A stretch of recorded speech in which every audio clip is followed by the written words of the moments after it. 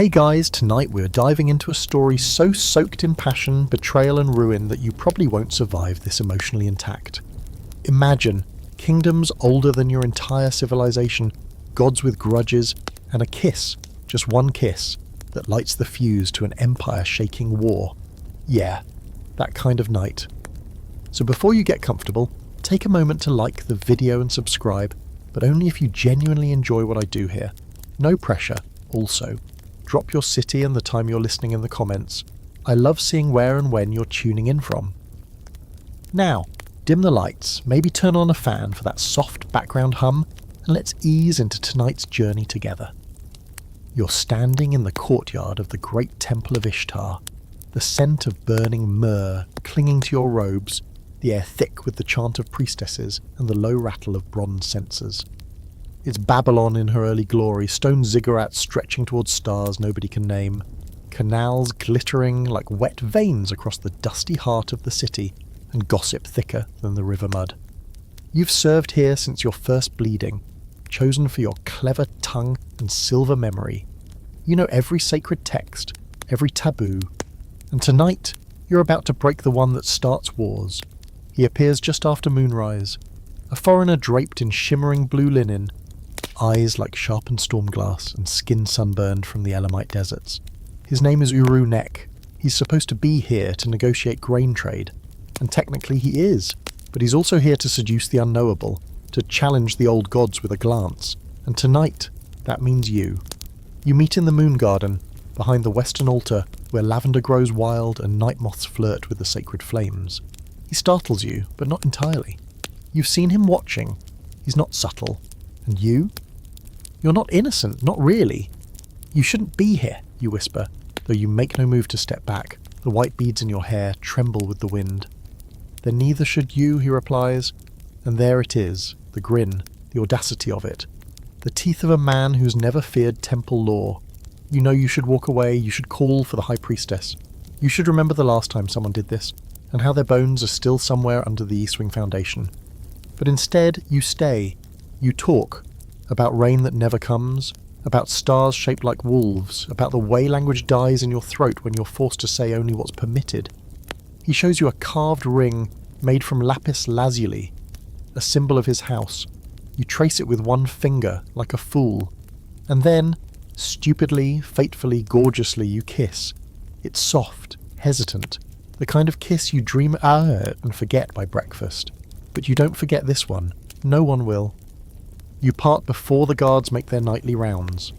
You return to your quarters and kneel before Ishtar's idol, whispering a prayer you barely mean. The statue watches you with those obsidian eyes, unmoved. But upstairs, in the council chamber lit by green firefly glass, someone else has been watching. Tishti Adu, son of Air, High General, your not-so-secret admirer, and the kind of man who confuses possession with affection. He has many faults. Bad poetry, sweaty hands, delusions of grandeur, but subtlety isn't one of them. He knows, and he's not alone. By morning, whispers spread like oil on water. The Prince of Elam and a temple virgin, because that's what they call you, no matter how many scrolls you've translated or how many rituals you've conducted. Virgin, like a title, like a threat, a gift to the gods that someone just unwrapped. You try to laugh it off, to redirect, to say the usual. Don't believe everything the washerwomen say, but it's too late. The scribes are already reporting odd troop movements near the border. The king's vizier is sending coded messages to northern forts, and the worst part? Uru-nek is gone. No note, no message, not even a flower. You hear he left in the night, escorted by palace guards under the pretense of sudden illness. You know better. He's been exiled, or worse. You imagine his last look at the city, those golden towers, the sweet spice smoke, your shadow behind the temple wall. You wonder if he regrets the kiss. But you don't get time for romantic brooding, because by sunset the high priestess herself calls for you, and she never does that unless someone's about to be blessed, or buried. Her chamber is cold, carved from black stone and lit with the soft shimmer of salt oil lanterns. She doesn't yell. That would be too easy. She simply looks at you and says, "Do you know what you've done?" You want to say yes, but you don't. You say, "Nothing that wasn't done before." And there's a beat of parts. Thick, eternal, before she nods. Not in agreement, but in resignation. The gods won't protect you, she says. Not from kings, not from men who own armies. That night, as the city chants lullabies to its ancient gods, you find a scrap of papyrus tucked beneath your pillow. A message scrawled in a rushed hand: "Meet me at the southern wall, midnight. Come alone. You." You burn the scroll after reading it. You whisper another useless prayer and you pack a small bag. You're not just running for love now. You're running because the old ways are breaking and you might be holding the hammer. Historical fact. Priestesses in ancient Babylon often held both religious and political power, but their bodies were still seen as property of the temple. Fringe fact. Some temple cats were trained to deliver messages using scent cues and familiar routes. Scholarly debate. The extent to which priestesses engaged in sacred sexual rites is still contested, with modern scholars split between literal and symbolic interpretations of ancient texts. The southern wall always smells like figs and limestone, even at midnight. You creep through the narrow servants' corridor behind the kitchen halls, barefoot and quiet, your bag light but clinking faintly with 2 bronze coins and a vial of temple oil. The guards are drunk this time of night, always are, but you still pause when you reach the last bend, holding your breath as footsteps pass. Too heavy to be Uru-neks, too rhythmic just to patrol, you press your back to the warm stone, feel the wall's centuries hum through your spine. You wonder, just briefly, if this is the dumbest thing you've ever done. Then you see him. He's leaning against a column, cloaked, hooded, but unmistakably him. No one else has shoulders like that, broad and impatient, or eyes like that. Eyes that catch every flicker of torchlight and throw it back like challenge. "You came," he says, like he doubted you. Like he always knew you would. You walk to him without a word. The silence wraps around you like velvet. When you're close enough to touch, he reaches out and brushes a loose curl behind your ear. He smells like crushed sandalwood and dust and something else, smoke maybe, fire not yet lit. "I couldn't leave it like that," he says. "Did they punish you?" You shrug. "Not yet. But they will." He nods, eyes darkening. "Then we don't stay." You don't ask where you're going, you just follow. You slip through a postern gate near the canal, where low reeds tremble and frogs croak hymns to the night. There's a small skiff waiting, manned by a silent oarsman, with a scar like lightning down one cheek. Uru-nek helps you in, hand steady at your elbow. You sit low, hunching beneath a woven canopy. The rushes parting around you like secrets. As the boat glides south, the skyline of Babylon recedes behind you, golden spires swallowed by mist. You feel nothing, no fear, no guilt, only an awful, beautiful weightlessness, like you're unhooked from time. "We can go to Lagash first," Uru-nek says. "My uncle's there. He owes me. After that, errata. It's wild, but they don't ask questions, not if you pay." You nod. You don't know these places, but you like the way he says their names. Like poetry with a pulse, he pulls out a folded bit of silk, something small and perfumed. You take it, unfold it, and inside, a thin strip of papyrus inked with your own handwriting. A prayer, one you'd scribbled weeks ago during a moment of quiet ritual, forgotten as soon as it left your brush. You look up at him. "You took this?" He shrugs, grinning like a thief caught red-handed. "I liked how you wrote the god's name, like it was a lover." You slap his shoulder, but lightly, because you're smiling too, and that's when the skiff lurches, not from wind or current, but from impact. Something hits the hull, hard. The oarsman curses in a language you don't know. A second strike rocks the boat, this time from behind, then torches, 5 of them carried by shadows on sleek canoes. "Tishti adu," Uru-nek hisses. "Of course, you dive, not dramatically, just fast, rolling off the side before you can think too long about the dark. The river is warm, almost gentle, until it isn't, until something brushes your ankle, something alive. You resurface near the far bank, coughing, blinking away brackish water. Uru-nek is swimming too, his cloak abandoned, hair slicked back. The skiff is gone, the oarsman, probably dead. The shadows with torches are still circling, but they've lost track of you in the reeds. You crawl through the mud, hands gripping roots, mosquitoes feasting without mercy. You're soaked and shivering and furious, but somehow giddy. Maybe it's adrenaline, maybe it's madness, or maybe this is what being free tastes like. Algae and blood and someone cursing an Elamite behind you. You collapse under a copse of date palms, hidden from the river. Uru-nek flops down beside you, grinning through a cut on his lip. "Well," he pants, "not exactly how I pictured our first escape." You roll your eyes. "You planned multiple?" He nods, dead serious. "At least 3. One with horses, one with stolen temple masks. One with fire." "You're insane," you murmur, still catching your breath. "Insane for you," he says. "It's absurd, ridiculous, and weirdly effective. You sleep in shifts. He takes first watch. You dream of Ishtar's statue, her obsidian eyes dripping oil. She weeps for you or for herself, you can't tell which. By dawn, your robes are mostly dry. You fashion new belts from palm fronds, pin your hair with bone sticks you find in the sand. Uru-nek looks at you like you're something made of thunder. "You sure you weren't born a queen?" he asks. You snort. "More like a very clever servant." He tilts his head. "Same thing, where I come from." As the sun climbs, you move.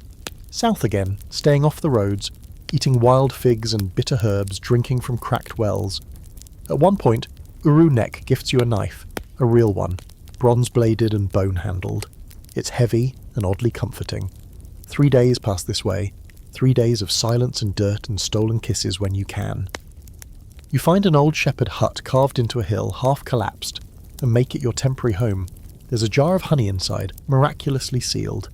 You take it as a blessing, and that's when the letters start. Not written by Uru-nek or you.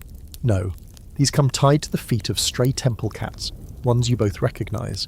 Mangy, clever things that once prowled the spice halls back in Babylon. The first letter is unsigned, just one line. You think you've escaped.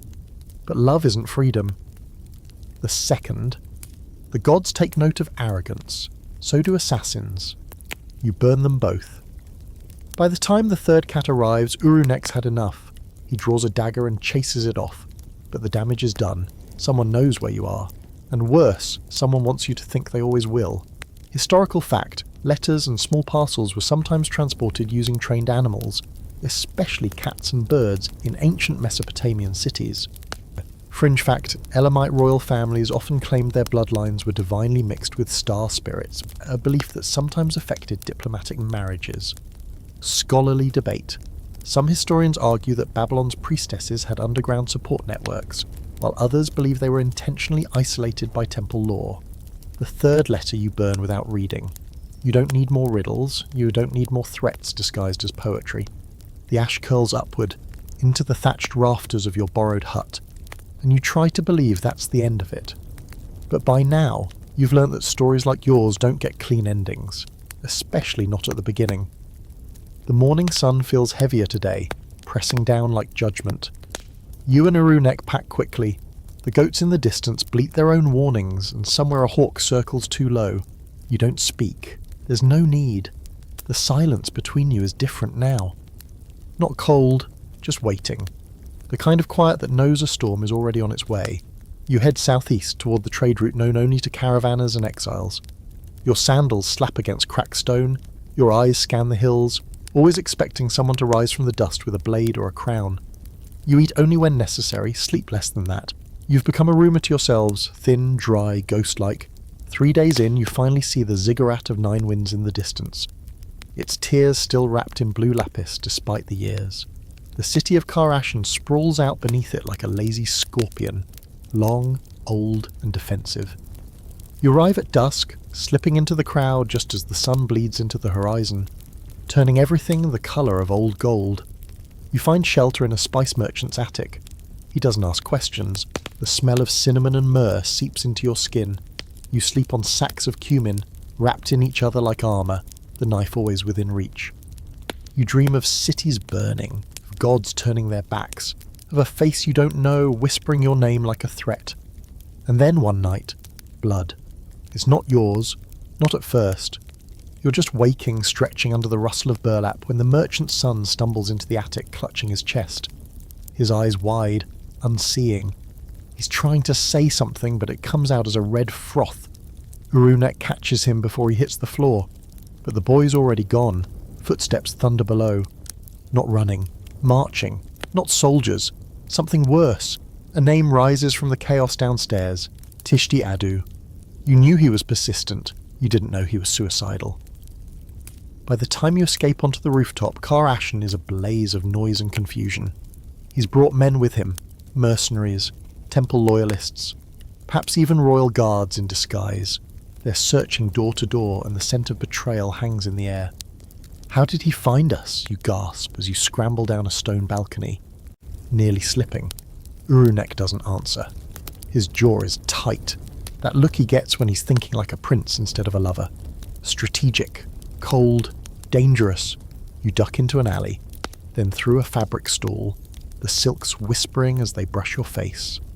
You lose them for a moment, long enough to catch your breath, long enough to wonder who sold you out. It wasn't the cats this time. You hide inside the outer wall of the city, a passage built long ago for priests to bless the bricks from within. You wait side by side in the dark, the only light coming from the slivers between stone. "What now?" you whisper. Uru-nek turns to you. "We send a message, not just to him, to all of them."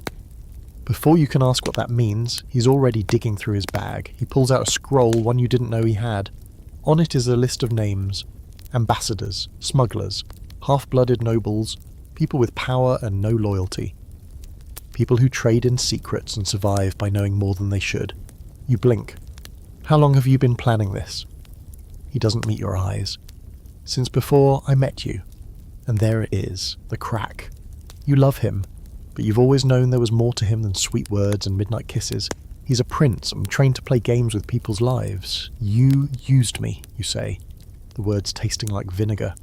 "No," he says, and finally he does look at you. "I chose you." There's a difference. The silence stretches. Finally you nod. You write your own letters that night. Not to kings or spies, but to the priestesses of Ishtar. The ones who taught you. The ones who might still remember your name. You don't beg, you offer. A chance to rewrite the story, a chance to break free. You send them with a trader heading west, his donkeys loaded with dye and guilt. He doesn't ask who you are. He calls you my lady and doesn't press the issue. Smart man. But Tishti Adu is not a smart man. The next evening he finds you, or rather, you let him. You choose the old amphitheatre at the edge of the city ruins, where the air smells like burned incense and stone dust. You sit on a broken column. Uru-nek waits in the shadows. Tishti Adu arrives with 10 guards and a sneer. "Well," he says, circling you like a hyena, "you're bolder than I expected." You stand slowly, deliberately. "You're dumber than I remembered." He laughs, but it's strained. He doesn't like this place. He doesn't like how alone it is, or how calm you seem. "You don't get to run off and sully temple blood," he growls, stepping closer. "You belong to the gods." "I belong to no one," you say, and as the words leave your mouth, Uru-nek moves. It's not a fight, it's a slaughter. The first 3 guards fall before they realise they're under attack.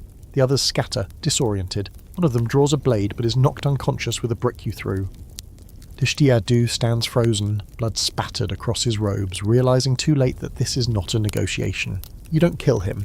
You whisper in his ear, "Tell them we're dead, or next time you will be," and then you vanish. Again. Historical fact. Babylonian city walls often had inner maintenance corridors known only to priests and engineers. Fringe fact. Some Mesopotamian traders used coded ink that only appeared under certain oils or heat, early invisible ink. Scholarly debate. Tensions between Elam and Babylon are well documented, but records suggest at least one alliance was sealed through a secret marriage later erased from official history. You run again, but this time the fear feels different. Less like a hound at your heels, more like wings pushing you forward.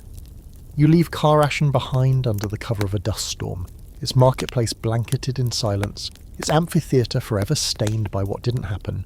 You and Uru-nek travel by foot at first, veering east along ancient caravan trails, worn down to smoothness by centuries of hooves, wheels, and desperation. The air smells of salt and iron. The sand dry as forgotten bones. You're heading toward the dunes, the deep desert, a place not even kings bother to claim. There's a rumour that beyond the edge of the known world, past the last oasis, lies a temple built entirely from fallen stars, crystal, metal, and sky flame. You don't believe it. Of course, but that's not the point. The point is that no one who believes in borders goes there, and that's exactly what you need. Uru-nek walks beside you, his face half wrapped in linen, his eyes scanning the horizon like a man expecting death, but hoping for a miracle. He hasn't spoken much since Kar Ashen, not since you let Tishti Adu live. He doesn't understand the mercy the way you do. To him, a living enemy is a future war. To you, it's leverage. After 3 days of hard travel, the sand changes colour, redder, more brittle underfoot. The winds howl at Moldsk at night, pulling strange moans from between rock towers that rise like shattered monuments. The stars feel closer here, too close, like they're eavesdropping. You whisper stories to them as you drift to sleep, the knife always tucked under your arm, your head resting on Uru-nek's shoulder. You find the old trade road half buried under dunes, a thread of polished obsidian carved with markings in a language neither of you can read. Not Sumerian, not Elamite. Something older, something that feels like it shouldn't be remembered. Maybe we shouldn't follow it, you say one morning, standing barefoot on the glinting stone. It feels cursed. Uru-nek squints at the horizon. Everything worth finding is cursed. Of course he says that. You follow the road. By the end of the 4th day, your water's running low, your skin is cracked, your lips worse. The heat doesn't just burn anymore, it talks to you. You hear whispers in the wind, your own name muttered by ghosts that don't exist. Uru-nek gives you his last drop of water and lies about it. You argue, not dramatically, quietly, through cracked lips and aching stares, the kind of argument lovers have when survival outweighs affection, then salvation, sort of. At twilight, you see a dark shape rising out of the sand, at first being. You think it's a trick of the light, a mirage. But as you get closer, you realise it's a structure. Low, circular, and made of interlocked stones unlike anything you've seen. No mortar, no chisel marks, just ancient precision, and the silence of something left undisturbed for far too long. You duck into it, grateful for the shade, and nearly scream. There's someone already inside, or rather something. It's a body, dried, wrapped in sun-bleached linen, but it's not decayed like it should be. It's preserved. Eyes open, mouth slightly parted, as if it was telling a story when death interrupted. Around its neck, a pendant shaped like a scorpion with ruby eyes. You and Uru-nek stare at it for a long time, neither speaking. Finally he kneels beside it, not to pray, but to search. He pulls a small scroll from the corpse's belt, shockingly intact, bound in copper wire. He unrolls it, and your breath catches. It's a map, not a perfect one, not with borders or legends, but a truth map, symbols representing danger, sanctuary, and something else. Convergence points, places where paths don't just meet, they crash, like this one. And beside the map, scrawled in a language you do understand, desire is the root of empire. If you love truly, burn what you are. You sleep there that night, curled up beside the dead like it's normal. You dream again, but differently this time. Not nightmares, visions. You see a city carved into the side of a canyon, its towers glowing with soft blue fire. You see yourself wearing a cloak of feathers, holding a sword made of glass. You see Uru-nek on a throne, but not a royal one. Something older, more dangerous. When you wake, he's already packing. We follow the map, and he says, "Of course you do. The next leg of the journey is less about evasion and more about becoming something untraceable." You shave your hair, leaving only a tight braid. Uru-nek covers his tattoos with crushed charcoal and milk sap. You both adopt new names. Yours is Lilu, his Ashar. No more titles, no more past. At night, you stop in makeshift camps with outlaws and wandering mystics. One night, a man who calls himself the Dancer of Knives tries to recruit you both to protect a caravan of salt miners. You decline. Another night, a caravan cook swears she saw Uru-nek in a dream years ago, on fire but smiling. "You'll be the end of something," she tells him, handing over a lump of hard cheese. "But not your own story." He doesn't know what to say to that. Neither do you. Then, after nearly a week of slow progress, you crest a final ridge, and there it is. A deep canyon yawning open, and carved into its face the city from your dream. Not just carved, grown. The walls twist like tree roots frozen mid-writhing. Every window glows faintly, though there's no visible light source.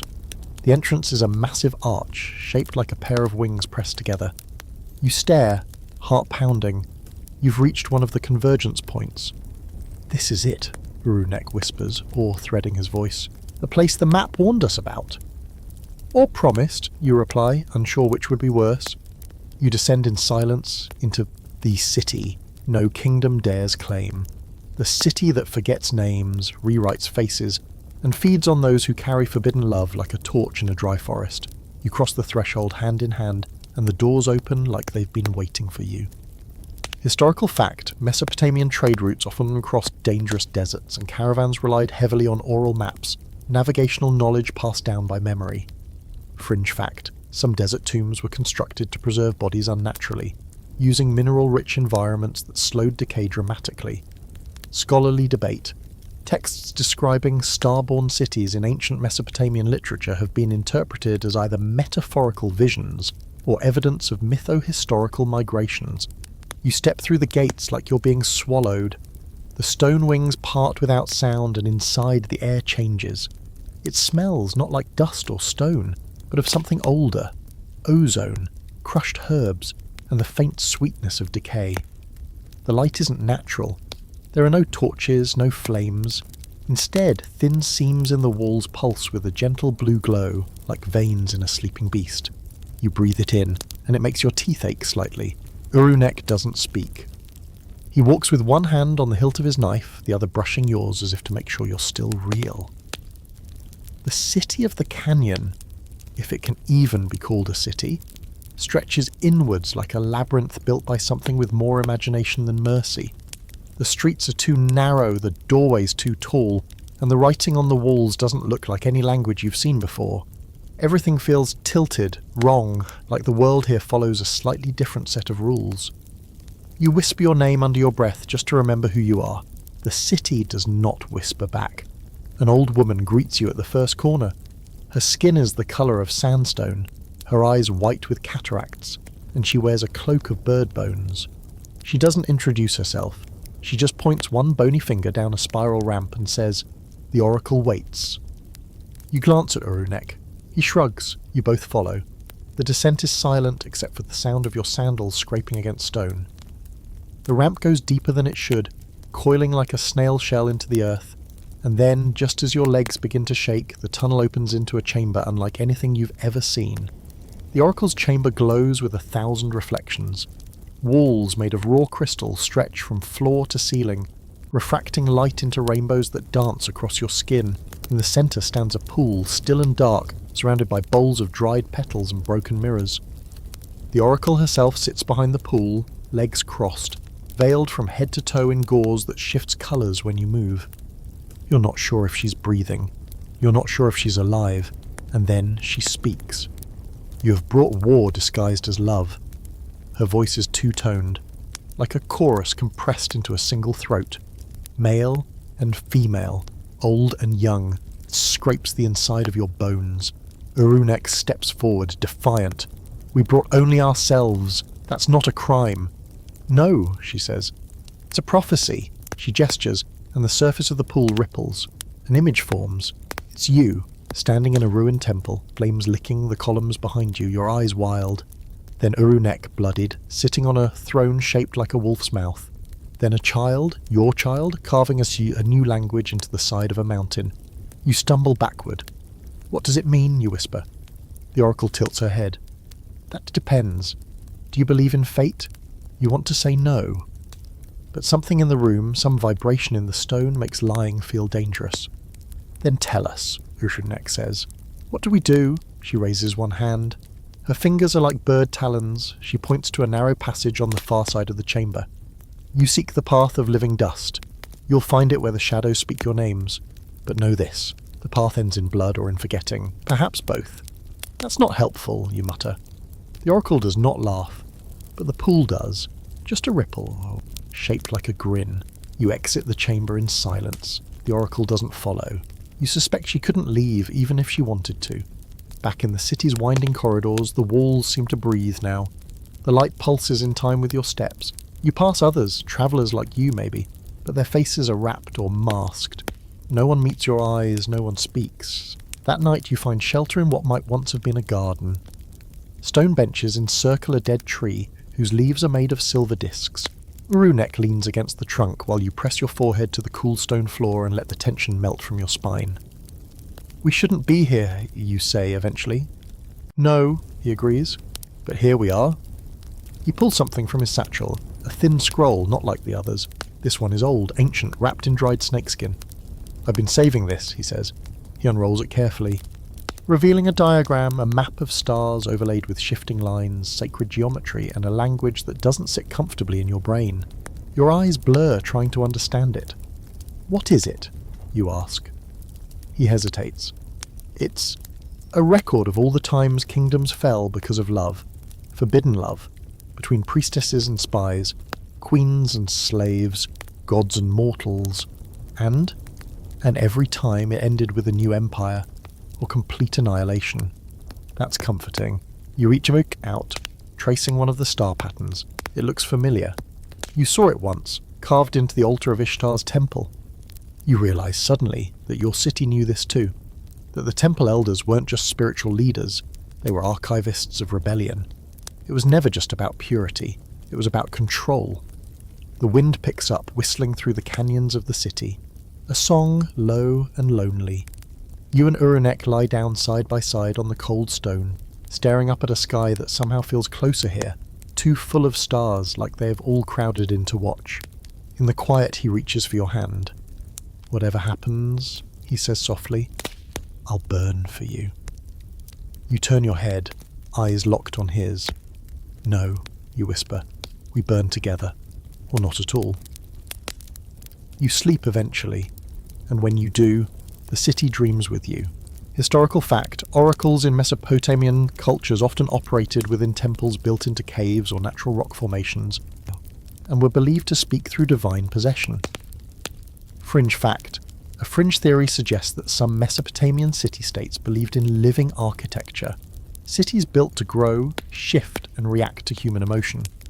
Scholarly debate, whether oracles gave true prophecy or reflected the political manipulation of temple elites, remains an ongoing historical question. By morning, the city has changed. You don't notice it at first, just a wrong turn that shouldn't exist. A stairwell where a wall had been, but after the third fork that leads somewhere impossible, you're sure. The city is moving, not collapsing or crumbling, but rearranging, rebuilding itself behind your steps, as if herding you somewhere. You say nothing at first, but Uru-nek notices too. You can see it in the way his hand never leaves his knife, the way his gaze lingers too long on shadows that might be watching back. You pass a tower made of translucent stone, humming faintly when you approach. Its windows show no interior, just reflections of yourself, dozens of you, all slightly off. One version of you blinks a second too late. One frowns when you smile. Uru-nek touches your shoulder and pulls you away before you can stare too long. Not everything here wants to be understood, he mutters. You nod, because you felt it too. The weight, the curiosity, like the city itself is studying you. Eventually the path narrows into a tunnel of carved black stone, its walls slick like old bones, etched with spirals. The light dims the farther you walk, until you're guided only by feel and instinct. At the end of the corridor, the world opens into a garden suspended over nothing. You step into it cautiously. It's circular, like a floating island anchored by dream logic and impossible geometry. Vines drift in midair. Birds with copper feathers perch on hanging chains. The wind hums in a language older than words. And seated at the garden's centre is a woman, or something wearing a woman's shape. She wears robes of molten silver, her face hidden behind a mirror mask, and her hands drip with hennaed patterns that shift when you look at them too long. A pair of jackals lie at her feet, their eyes glowing faintly blue. You recognise her by instinct. The keeper of the pavilion. Uru-nek lowers himself to one knee. You don't. You've knelt enough in your life. She doesn't seem to mind. You are the priestess, she says without moving her mouth. You tilt your head. I was. And you are the prince who ran from war. Uru-nek doesn't answer. Maybe he doesn't like the truth spoken so cleanly. She gestures, and a low table appears between you, laden with food that smells like home. Your home, dates soaked in honey, flatbread still steaming, lamb rubbed with pomegranate and mint. None of it should exist here. You know better, you eat anyway. So, she says, as if commenting on the weather, you have decided to break the world. You raise an eyebrow. We just fell in love, she laughs, not cruelly, more like someone who's heard the punchline before and knows the joke ends in blood. Love is the first rebellion, she says, and the last. She stands. The jackals rise with her. You have two choices, she continues. You can leave this place and disappear into the wastes. Start over, quiet, forgotten, or Uru-nek asks. Or you can take the path that leads through war, betrayal and legend. A path that ends in crowns not made of gold and names written in obsidian. You look at Uru-nek. He looks at you. Neither of you even considers the first option. The keeper nods once. Then you will need allies. She gestures, and one of the garden's hanging vines drops something into your hand. A medallion carved with 3 serpents biting their own tails. You recognize the symbol. It belongs to the Pavilion of the East Lotus, a syndicate of spies, healers, and poisoners who operate behind the courts of nearly every kingdom, even yours. They've been waiting for someone like you, she says. They just didn't know it. What does it cost, you ask. She turns her mirror face toward you. You see yourself reflected, your eyes older than you remember. Everything, she says, but it always does. Before you can speak again, the garden trembles, not violently, like a ripple of breath shuddering through the city's bones. The keeper nods toward the north wall and a gate appears, just appears. No hinges, no sound, no explanation. You step through it. And now you're no longer in the city of living walls. You're somewhere else entirely, under open sky, on the edge of a canyon filled with violet fog. The stars above you feel wrong, their constellations twisted. But the ground is real, and there's a caravan waiting. 5 people, dressed in travelling robes dyed with lotus ink, faces veiled, weapons visible. They say nothing when they see you, just hold out their hands in invitation. You travel with them for 2 days in silence. They don't ask your names, they don't offer theirs, but you hear them whisper sometimes, about the lovers from Babylon, about the prince who broke his lineage, about the girl who made a god weep. You've become a story already, and you haven't even done the worst of it yet. On the 3rd night, the leader of the caravan, a tall woman with a broken jawbone pinned to her cloak, speaks to you by the fire. If you wear the medallion, you speak for the unclaimed, she says. You nod. Then we are yours, she says. But understand, we follow only because you may end something we cannot. What is it you want ended? Uru-nek asks. The woman stares into the flames. The kingdoms, she says. All of them. No one speaks after that. Even the fire seems quieter. You travel east toward the river Ula, which no longer appears on maps.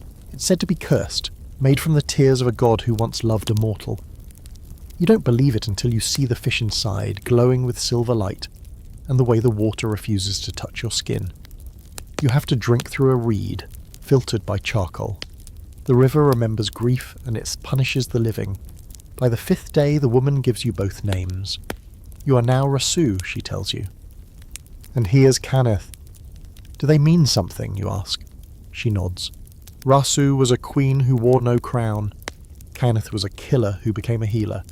The world has already forgotten them, so you may borrow their names until it forgets you too. You accept. Because at this point, your old names are just targets. You cross into the lands once ruled by Arata, now lawless, splintered, ruled by exiles and ghosts. The scent of smoke lingers on every breeze. You learn how to walk with your knife half drawn. You sleep with one eye open, but the pavilion moves with you, silent and sure. And then one night, as you set camp beneath a sky thick with red stars, one of the caravan scouts returns. There's someone waiting ahead, she says. A man with a crown of scorpions and a cloak made of fireflies. He says he knows you. Uru-nek stiffens. You turn to him, but he's already standing. Who is it? You ask. He doesn't answer right away, just brushes dust from his cloak and says, almost casually, an old debt, a dangerous one. You're beginning to realise Uru-nek has far more old debts than you ever imagined. Historical fact. The Pavilion of the East Lotus is loosely inspired by records of travelling healer guilds and covert scribal networks in ancient Mesopotamia, which sometimes operated independently of royal authority. Fringe fact. Some legends describe a god weeping so violently after a mortal's death that it birthed a river with supernatural properties, possibly linked to early Mesopotamian flood myths. Scholarly debate. The real political reach of non-royal factions like healer cults or independent scribes is still being debated. with some evidence suggesting they occasionally held enough power to sway succession lines. You don't see the man until the following night. The land flattens first. Long, cracked plains that shimmer in the moonlight like stretched glass. Your boots crunch over fossilized sea crust, and even the wind moves differently here. It doesn't howl or sing, it hisses, soft and deliberate, like it's trying to speak through clenched teeth. The scouts of the pavilion move in tighter formation now, their silence less spiritual and more tactical. The woman with the bone pin, the one you've started calling captain, though she's never said a rank, presses a small pouch into your hand before you reach the final ridge. "Dried scorpion venom," she murmurs, "in case words fail." Comforting. You crest the hill with Uru-nek beside you, your fingers brushing the hilt of your blade, and then you see him. He's waiting in a ruin, a circle of black stones half buried by dust, once a watchtower or perhaps a shrine. What remains is open to the stars, the floor covered in charred bones that no one bothered to bury. And in the middle of it all, lounging like a man in a tavern, is the so-called Scorpion Prince. And yes, the name is earned. His cloak shimmers with what looks like hundreds of tiny lights, flickering, like trapped fireflies. It isn't fabric. It's alive, some sort of netted silk woven with bioluminescent insects trained to cling to his form. His crown is even more disturbing. 6 thin, curved blades, spiraled like a scorpion's cork stinger, rise from a metal circlet that sits too snugly against his brow. He doesn't rise as you approach. He just grins. "Well," he says, voice smooth as oiled stone, "if it isn't the prettiest piece of royal treason this side of the Ula." You glance at Uru-nek, who looks tired, not scared, not angry, just resigned. "Sisharu," Uru-nek says. "That's Scorpion Prince to you now," the man replies. "I've earned titles since we last played war together." You squint. "You two know each other?" "Oh, intimately," Sisharu replies, folding his legs with lazy elegance. "We studied under the same tactician, swore a few foolish oaths. He tried to stab me once." "Twice," Uru-nek corrects. "True. The second time you almost succeeded." You want to laugh, but there's something sharp beneath the charm. Sisharu's eyes never stop moving, flicking between you, Uru-nek, the scouts, the shadows. He's calculating, testing. He's not here for tea and old memories. "So why are you here?" you ask finally. "To offer a choice," he says, rising to his feet in a single fluid motion. His cloak ripples with light. "I have an army now. Nomads, deserters, and a few too many zealots. They believe in things I only half understand, but they'll follow me. Anywhere. And you want us to... what? Join you?" He laughs. "Gods no! I want you to join me. He points lazily at Uru-nek. "Can serve. Or stand aside." You bristle. "You think I'd betray him for a crown of glowing bugs?" Sisharu smiles. Slow and toothy.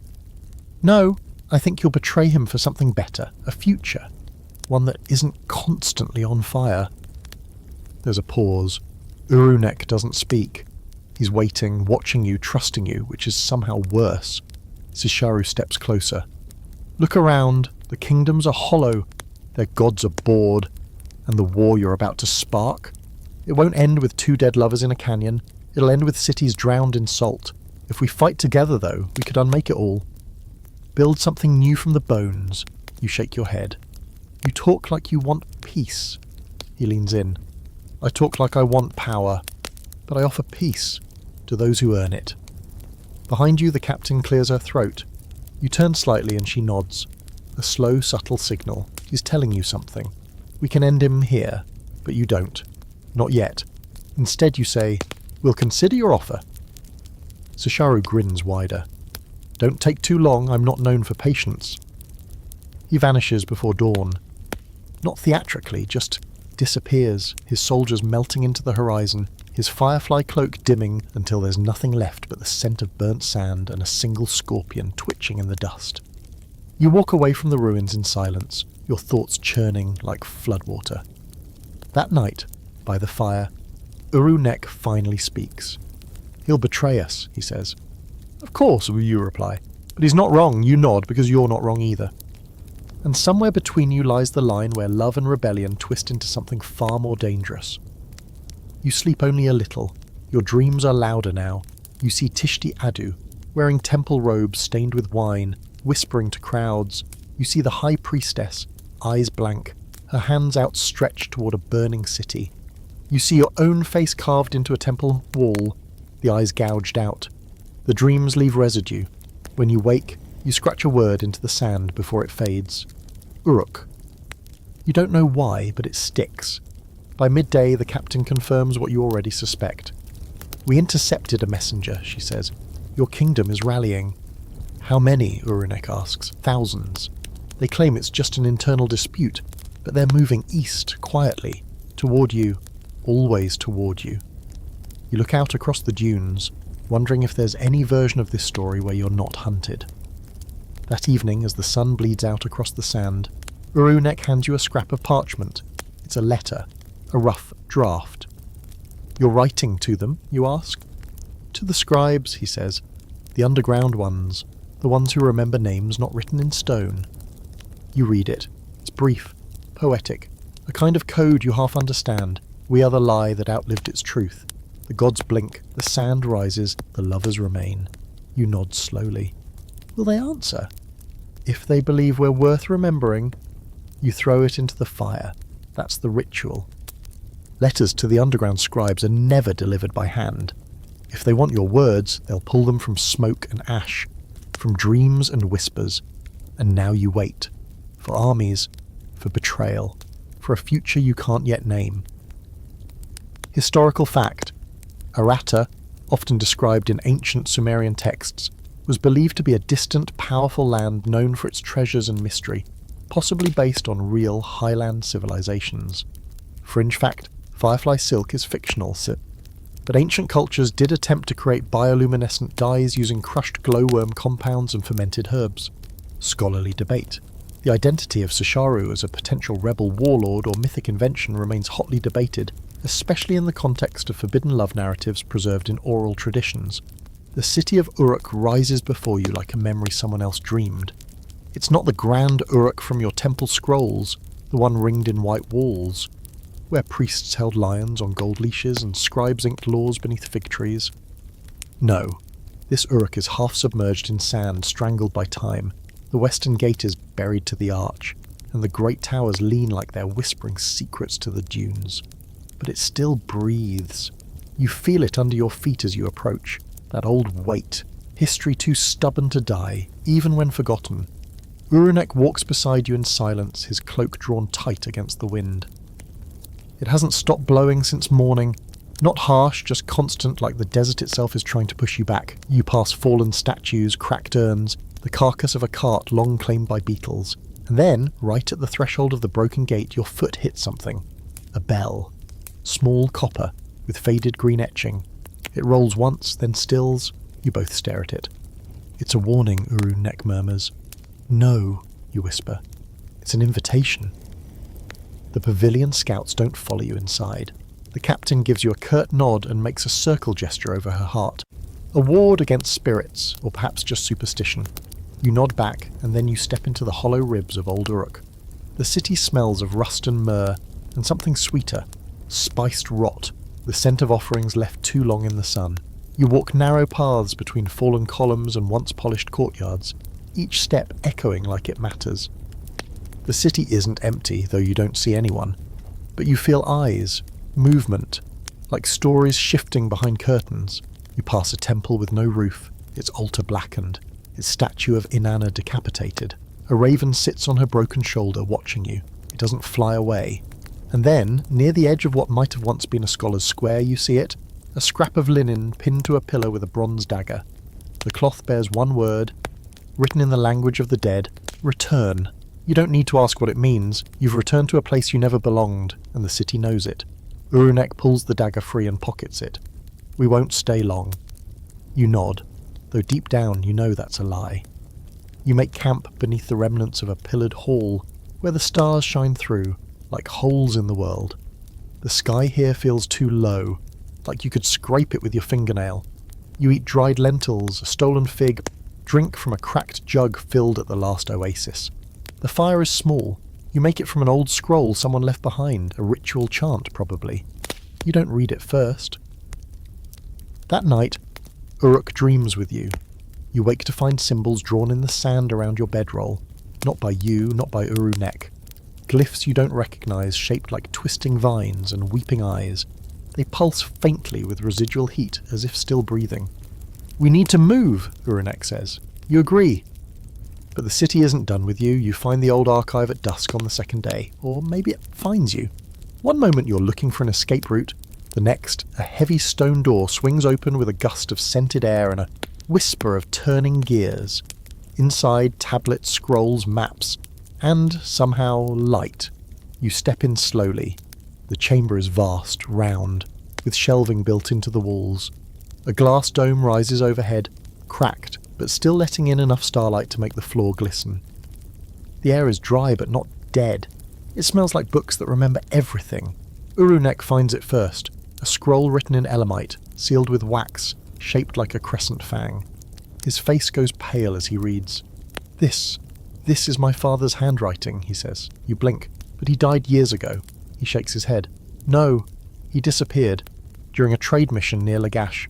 Everyone assumed." He trails off. You step closer and read over his shoulder. It's not a letter. It's a confession. His father had been negotiating with priestesses from multiple cities, building something like a network. Not for war, not for control, but for escape. An alliance between those trapped by crowns, gods, and bloodlines. Lovers who couldn't marry, leaders who didn't want power. They had a plan to fake their deaths, vanish, and build a sanctuary somewhere no map dared name. You flip to the last line. "The boy must never find this, or it will begin again." You look at Uru-nek. "Well," you murmur, "guess we're consistent." You leave the archive changed, heavier. Uru-nek burns the scroll that night, not in anger, in reverence. "He didn't want this story to repeat," he says. You nod, but it did anyway. As you prepare to leave Uruk, the city gives you one more gift. You find it buried beneath a slab in the southern quarter, a skeleton clutching a bundle of obsidian tablets. On the topmost tablet, carved with impossible precision, is a symbol that matches the mark on your shoulder. The birthmark you were told was just chance.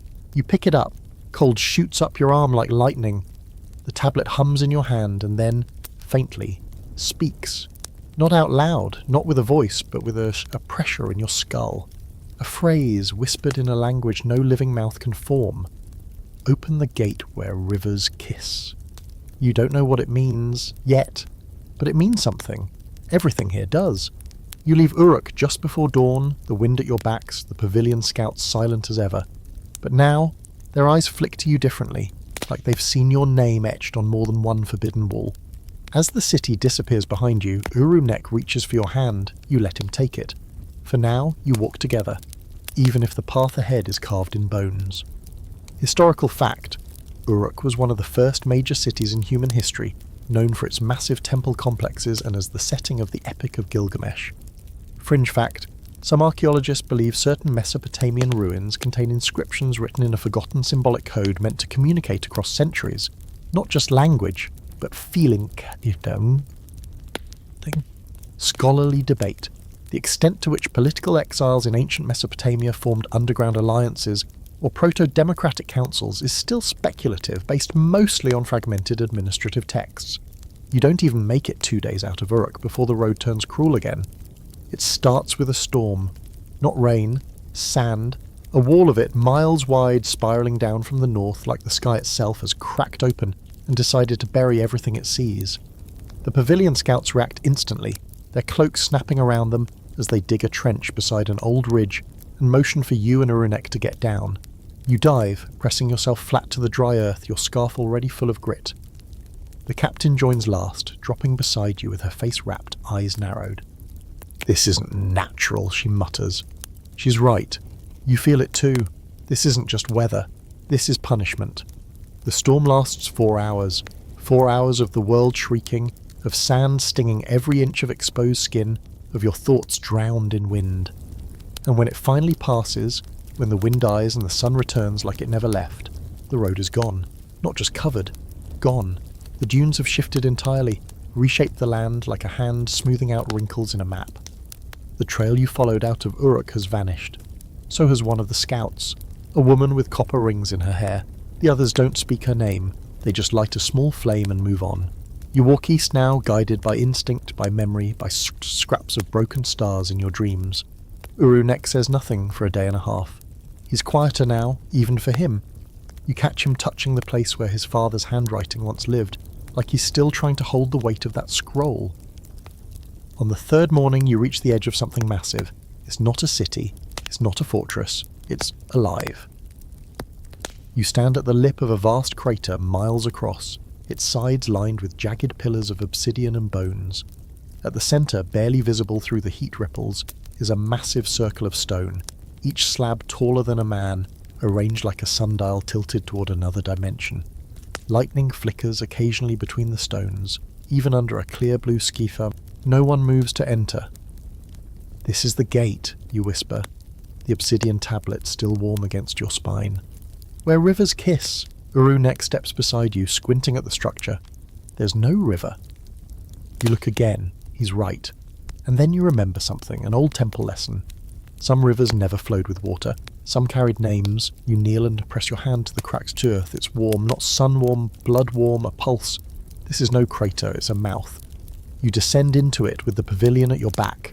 The captain stays behind with 3 of the scouts to watch the perimeter. "If anything follows," she says, "we'll handle it." You don't argue, you just nod and move forward. The air thickens as you pass the obsidian pillars. Not like mist, more like memory. Heavy and metallic, like old coins and tears pressed between pages. You and Uru-nek keep close, your hands never far from your weapons. Though you both know nothing you could stab would be natural here. When you reach the centre, you see the altar. It's low, flat, ringed by concentric lines etched into the stone. Words in every language you know, and several you don't. Names, repeated like prayers, some are scratched out, some are written in reverse. And in the centre, etched in bronze, your own name, yours, and Uru-nek's. You both freeze. You run your finger over the letters. They're old, weathered, not fresh. As if they've been waiting. "This is a trap," Uru-nek says softly. "Or a prophecy," you reply. "Or both." He sighs. Those seem to be the same thing these days. You place the obsidian tablet at the centre of the altar. It hums immediately, then glows. The markings on the stone begin to shift, aligning with the etchings around it. And then a sound. Not thunder, or not music, voices. Hundreds of them, whispering, not to you, about you. You stand there, heart thudding, as the gate begins to open, not physically, not visibly, but inside you. A sensation of being peeled back layer by layer, as if your soul is being catalogued. You don't run, neither does Uru-nek. Eventually the whispers die, replaced by silence so complete it feels like pressure. Then a single word. Chosen. A wind erupts outward from the altar, knocking both of you off your feet. You land hard, the air punched from your lungs. Uru-nek scrambles toward you as the stone circle pulses once, twice, and then vanishes. Just gone. Where the altar once stood, there's only a shallow depression, filled now with a thin layer of shimmering dust. You sit up slowly, dazed. Uru-nek offers you his hand. You take it. "Well," he says, "that was new." You look up at the obsidian pillars surrounding you.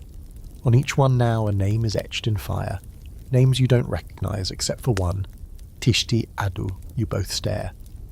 "He's coming," you murmur. Uru-nek clenches his jaw. "Then we don't run anymore." You nod, but even as you say it, the part of you that grew up in temples, that whispered secrets to statues older than cities, that part knows better. Because if your names were carved here before you arrived, then everything still ahead has already been written. You just haven't caught up to it yet. You climb out of the crater in silence. The pavilion scouts are waiting. The captain raises an eyebrow but asks no questions. Smart woman. You walk on now with the tablet gone and something heavier in its place, a sense that time is no longer unfolding but repeating. A loop, a story that's been told before again and again, with different lovers, different ruins, the same ending. But maybe, just maybe, you'll be the first to change it. As dusk settles, a hawk cries in the distance. You and Uru-nek don't look back. You keep walking, toward destiny, toward betrayal, and toward a love that refuses to end quietly. Historical fact, ancient Mesopotamian rituals often involved naming ceremonies meant to bind individuals to divine or ancestral destinies, with names considered powerful instruments of fate. Fringe fact, some early mythologies describe sacred places not as static locations but as moving or shifting in space and time, accessible only through ritual convergence. Scholarly debate. Interpretations of prophetic architecture in Mesopotamian ruins vary. Some believe certain sites were constructed around celestial alignments, others suggest they were meant to evoke psychological transformation in initiates. The map you once followed is useless now. There are no roads, only echoes. The earth itself seems to blur with memory, like every footstep you take is pressing deeper into some older version of the world, one that existed before language, before kingdoms, before your name ever meant anything. The pavilion scouts stop speaking. Even the captain, who once offered dry observations with the rhythm of someone born sarcastic, now communicates only in glances. This place, the land beyond the gate, has made them born, not out of fear, out of reverence, or maybe dread. You travel east, skirting the edge of a cracked plateau where stone fingers rise from the dust like the hands of buried titans. Uru-nek walks close, but not too close, as if even his shadow might be dangerous here. Something in him has changed since the altar, since your names appeared in flame. He moves like a man who's accepted that destiny isn't something to outrun, it's something to shape. You ask him once if he's scared. He doesn't answer immediately. Then finally, I'm not sure fear matters anymore. That night you make camp near a broken aqueduct, half consumed by sand. The stars above pulse like slow heartbeats. You're starting to believe they're not stars at all, just watching eyes that never blink. You take watch while the others rest. Uru-nek sleeps lightly, twitching at every breeze. You sit with your back to a fallen pillar, knife across your knees, eyes scanning the distance. That's when you see her. A woman, alone, standing far beyond the perimeter of your camp, her figure half silhouetted by the moonlight. She's wearing something pale, linen maybe, and her hair is unbound, trailing in the wind like smoke. You blink. She doesn't move. You blink again. She's gone. You draw your blade without thinking. The captain is instantly at your side. You saw her. Asa, it's not a question. She was watching. She always watches, Captain says. That's the perfumed assassin. You frown. She's real? Real enough to kill. You'd heard rumours, of course, everyone has. A killer once trained by the Southern Queens, exiled for refusing to murder a child. She went rogue, took contracts no one dared accept, and became something mythic. It was said she only killed people who were already destined to die, that she chose her victims by scent, that she wore the perfume of every person she ever murdered, layered, bottle after bottle, until no one could breathe in her presence without tasting death. You don't sleep that night, and by morning one of the scouts is gone. No blood, no struggle, just absence. On the ground where she once lay, a single sprig of dried jasmine. The captain doesn't speak as she wraps the scout's belongings in linen and sets fire to them. You stand beside her in silence. Even Uru-nek doesn't try to console. There's no room left for comfort. You move again, east and then north, skirting hills too red to be natural. The heat grows more erratic. The wind tastes of copper. You pass a cave where the rocks whistle when you approach. Inside, someone has carved names into the ceiling, hundreds of them, many crossed out. You recognise none, until you see one, yours, crossed out twice. Uru-nek's name appears further down, untouched. You don't say anything, but later, when you're alone, you scratch the cave wall with your knife and carve something simple. We are not finished. The cave doesn't reply, but the air shifts around you just enough to feel like acknowledgement. You press forward. On the fifth day, the perfumed assassin makes contact. It happens at dusk. You and Uru-nek are scouting ahead, leaving the pavilion behind on the ridge. The light is golden, slow, almost soft, until she appears, stepping out from behind a boulder like she's always been there. She's beautiful. Not the kind of beauty you write songs about, the kind that hurts. Sharp cheekbones, eyes like burnished bronze, and that scent. Overwhelming, intoxicating, wrong. It hits you like grief, like longing, like everything you've ever tried to forget. She smiles. Hello, priestess. You don't ask how she knows who you are. You're here to kill us, Uru-nek says, blade already in hand, and she tilts her head. Only one of you. Which? I haven't decided. Her eyes flick to you and her smile softens. You love him. You say nothing. That's inconvenient, she adds. Are you going to kill us? You ask. Oh. She considers. No. A beat. Why not? Because I used to love someone too. She tosses something at your feet. A vial, small, amber, sealed with wax. Drink this if you want to disappear, she says. Not from the world, from the war. You kneel, pick it up carefully. What's in it? She shrugs. Oblivion, peace, a life with no past. You won't remember him, or your name, or why anyone wants you dead. You look at Uru-nek. He doesn't say anything, but his hand tightens around his sword and you rise. I'll keep it, you say. She nods, already turning. You could come with us, you offer. She stops, laughs once softly. No, my dear, I'm already dead. I'm just finishing the lit. And she's gone. You hold the vial all night, watching the moonlight glint off the glass. Uru-nek doesn't ask to see it, but he never leaves your side. By morning, you bury it. Not because you don't want it, because you do. But some temptations should be left where no one can find them. Not even you. You move faster after that. Oh, like something's chasing you, because something is, not the assassin, not a prince, not even an army, a choice. And you're running out of time to avoid it.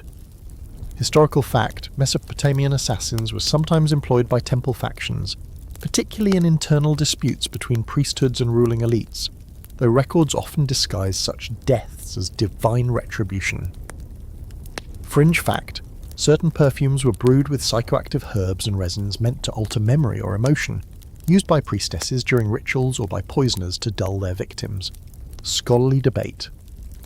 The existence of assassin guilds in ancient Mesopotamia is hotly contested, though several cuneiform references to silent hands suggest the profession may have existed in elite or underground forms. You arrive at the city with no names just as the moon reaches its narrowest curve. It rises out of the desert like a secret someone tried to forget. No banners, no watchtowers, no heralds, just low sprawling buildings made from dark stone curved and smooth like river pebbles. The walls are painted in deep reds and smoky golds, but the designs don't match any kingdom you've known. They twist into spirals, eyes, and endless circles. No words, just symbols. A city that speaks in silence. The pavilion scouts stop just outside the outer wall, and the captain turns to you. From here, she says, you enter alone. Why? She doesn't answer. Instead, she hands you two masks. One is carved from bone, polished smooth, shaped into a wolf's face. The other is obsidian, veined with silver and motionless and blank. You take the wolf. Uru-nek raises an eyebrow but doesn't argue. They'll know you by what you wear, the captain says, and you'll forget yourselves the longer you stay. You try to laugh, but it comes out thin. That's dramatic, even for us. She doesn't smile. They have rules here. Everyone wears a mask, no one uses names, no one asks questions, and no one leaves until the Festival of Bones ends. You glance at Uru-nek. And how long does that take? Depends, she says. Sometimes a night, sometimes a war. That's not encouraging. Still, you nod. Pull the mask over your face and step through the gate. Inside, the city hums. It's not sound exactly, more like motion, like standing on the ribs of something dreaming. Masked figures glide through the streets in layered robes dyed in moonlit colours. Indigo, ash grey, deep green. Every one of them wears a mask. Birds, beasts, geometric faces with impossible angles. No one speaks, not even in whispers. They move with grace and purpose, as if following choreography only they can hear. You and Uru-nek pass a procession of dancers painted in bone white, their limbs marked with dots and lines that seem to move when you blink. At the head of the parade, a woman, in a mask of cracked porcelain, scatters rose petals soaked in what looks like ink. When one lands on your arm, it stains your skin dark and cold. You try to rub it away. It doesn't budge. No one reacts. At the city's centre stands a circular plaza paved in obsidian tiles. A fire blazes in the middle, blue, steady, unnaturally cold, and above it a giant mask hangs suspended by unseen wires. It has no mouth, just wide, hollow eyes. People gather around it and bow, one by one. You follow. When your turn comes, you feel nothing. No revelation, no divine presence. But when you rise, someone is waiting. A figure in a fox mask, robes embroidered with gold thread in spiral patterns, steps forward. Their voice is the first you've heard since entering the city. "Welcome, travellers!" Even that feels surreal after so much silence. "You've come to dance, haven't you?" Uru-nek hesitates. You reply, "Yes." The figure tilts their head. "Then tonight, you may stay." You're escorted to a low hall lit with lanterns made from salt crystal. The air smells of spices you can't name. A feast is laid before you. Bowls of preserved dates, wine tinted with the rosewater, skewers of charred meat, and flatbread folded with something tart and green. You eat, because saying no feels disrespectful, and because you're starving. After the meal, the hall transforms. The lanterns dim. The music begins, not played by visible instruments, but woven into the walls somehow, a rhythm that calls you forward. The fox-masked host appears again and gestures to the open courtyard beyond. You step into the night with the others, and then you dance. Not because you're told to, because you have to. The music vibrates through your bones, through your scars, through the mask on your face. You feel the beat in your chest like a second heartbeat. Around you, others move, spinning, arching, falling, rising. Some dance like warriors, some like ghosts, some like gods. No one speaks. No one needs to. Uru-nek dances beside you, eyes wild behind the mask. For a moment, you forget the war, the prophecy, the scrolls, the betrayal. You remember only his hands, only the way he used to touch you before you became dangerous, only the version of you that was still someone else's problem. But eventually the music ends, the crowd parts, and a new figure steps into the plaza. Their mask is gold, their robe is red, and on their chest, stitched in black thread, is a symbol you recognize, the 3 serpents of the pavilion. Everyone kneels, everyone but you. The figure tilts their head. "Brave," they say, or "foolish." You straighten. "I've been called worse." They remove their mask. It's not who you expect, it's her, the perfumed assassin, but different. The perfume is gone, the smile is tired, and the voice is softer now. "You took the vial," she says. "No," you reply, "but you considered it." You nod. She walks closer, studying you. "You should have drunk it." "Why?" "Because the choice you think you made back then wasn't a choice at all. This is the real one." She holds out a hand, and in her palm, a scroll, bound in red thread, marked with your old temple seal. Uru-nek steps forward, tense. "Where did you get that?" She ignores him. "This scroll contains the names of those preparing to declare war in your name," she says to you. "Temple factions, rebel houses, forgotten clans. They believe you're already dead, and because of that, they're ready to burn everything down." You blink. "Why?" She shrugs. "Because you loved someone you weren't supposed to, and because the world has nothing better to worship than ghosts." You take the scroll, your hands tremble. "I'm not dead," you say. "Not yet," she replies. Then she turns and disappears into the masked crowd. Uru-nek wraps his fingers around your arm. "This changes everything." You nod, staring at the scroll in your hand, because now it's not just your love that threatens the world, it's your legend. And legends don't care about truth, they just want an ending. Historical fact: in ancient Mesopotamia, festivals often included ritual dances where participants wore masks to invoke gods, spirits, or mythical figures, sometimes believed to erase personal identity for the duration. Fringe fact: some traditions claim that by wearing specific masks during sacred festivals, individuals could receive visions or memories from past lives or alternate selves. Scholarly debate: whether masked festivals were purely religious or also served as political subversions, allowing dissenters to communicate symbolically, is still debated among historians of early city-states. By the time you leave the City of Masks, the Festival of Bones is still going. You don't say goodbye to the captain or the pavilion scouts. You just wake before dawn, slip out beneath the arch where the air always smells faintly of salt and crushed roses, and you walk into the desert with Uru-nek at your side, the scroll clutched in your hand like it might bite you. No one stops you, no one follows. It's almost like the city never existed. The sun is barely up, but already the heat bites. You don't speak for the first few miles. The silence between you and Uru-nek has changed again. It's not full of tension, it's heavier than that. You're both carrying something now that neither of you fully understands, and it has teeth. Finally, He breaks the silence. "Read it, he says. "You've stared at it long enough." So you do. You find shade beneath a crumbling sandstone outcropping. The red thread that seals the scroll snaps too easily, like it wants to be opened. Inside, the ink is dark brown, aged blood maybe, and the writing is cramped and precise. Names, dozens, maybe hundreds, scrawled and down the centre column, each marked with a symbol. A few you recognise, the broken fan of House Suritu, the 7-star lotus of the Outer Temple, the black knot of the wolf tribe exiled 3 generations ago, enemies, Althalali's ghosts, and at the bottom your name, then Uru-nek's. No symbol beside yours, no allegiance, just 2 names written in the same hand as all the others. You hold the scroll up to the sun, the ink glints. There's another layer, faint but present, a heat-activated cipher. You tilt it, and the words shift. The scroll isn't just a list of names, it's a battle map, dates, movements, alliances forming in secret, cities bribed into silence. You run your finger along a curl of script and feel your stomach turn.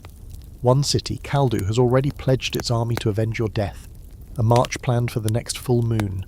Another, Ashunatu, has prepared an alliance with your former temple to cleanse all divine corruption. That means you, that means Uru-nek, that means war. He reads it over your shoulder and exhales slowly. They're going to tear each other apart. Because of us, you say. No, he corrects. Because of what they think we are. And that's the problem, isn't it? You aren't rebels anymore. You're myth, and myth is far more dangerous than truth. You burn the scroll that night, not to erase it, but to release it. If the underground scribes want it, they'll find it in the smoke, in the ashes. You whisper your name into the flames just to remind the world you're still alive. Then, in the black quiet, you make a decision. We can't outrun this anymore, you say. Uru-nek looks at you. He's seen this expression before, once, long ago, on the temple steps when you decided to kiss him instead of report him. The face you make when the only way out is through. What are you thinking? He asks. You look up at the stars. We make them come to us. He frowns. All of them? You nod. Every last one. It takes 7 days to prepare. You travel north through forgotten salt flats, over ridges carved by wind and time until you reach a cliff overlooking a river gorge. The water runs black at night, reflecting nothing, as if ashamed of what it's become. You build a signal fire from dry palms and rare resin stolen from a ruined market years ago. When you light it, the smoke rises purple and green, a flare only the hidden know how to read. Within 2 days, the first to arrive is a war scout from the Scorpion Prince. He's alone, veiled, riding a pale hyena. He offers no greeting, just a bone scroll sealed into wax. You break it open. Inside is a message written in broken verse. The war will march without you. The crown has already been chosen. But if you bring fire, we'll answer. No signature, no need. You toss the scroll into the gorge. Next comes a desert monk from the western cliffs. She walks barefoot. Her skin is tattooed with constellations. She leaves no message, only a feather wrapped in linen stained with blood. She's a death priest, Uru-nek says quietly. They only come when someone important is about to die. You nod, pocket the feather. You're hoping it's meant for someone else. By the 6th day you begin to see banners on the horizon, faint shapes in the dust, a parade of uninvited guests marching toward a fire they think they control. So you raise the stakes. You take the obsidian medallion, the one from the keeper of the pavilion, and bury it at the centre of the cliff's edge. Around it, you scratch the name of every kingdom you've known, not in words and glyphs, symbols, even to the ones you barely remember. You bind the perimeter in salt, you mix in ash from the festival city, the sand from Uruk, the blood from the back of your own hand, and then you wait. By the 7th night, your trap is ready, and so are your enemies. It begins with a whisper. The pavilion scouts arrive again, smaller in number now but harder, sharper. The captain greets you with a single nod. They're coming. All of them. Good, you reply. Are we starting a war, she asks. You don't answer, because that's not the plan. The plan is worse. You intend to stop one, by becoming something no one can fight. As dawn creeps over the horizon, you and Uru-nek stand at the cliff's edge in your old robes, your masks strapped to your belts. the air around you laced with smoke, salt and blood, and in the distance banners rise like waves. The army of Kaldu, the Ashunatu priests in their blue lacquered armour. The Scorpion Prince's nomads, riding beasts with blades for teeth.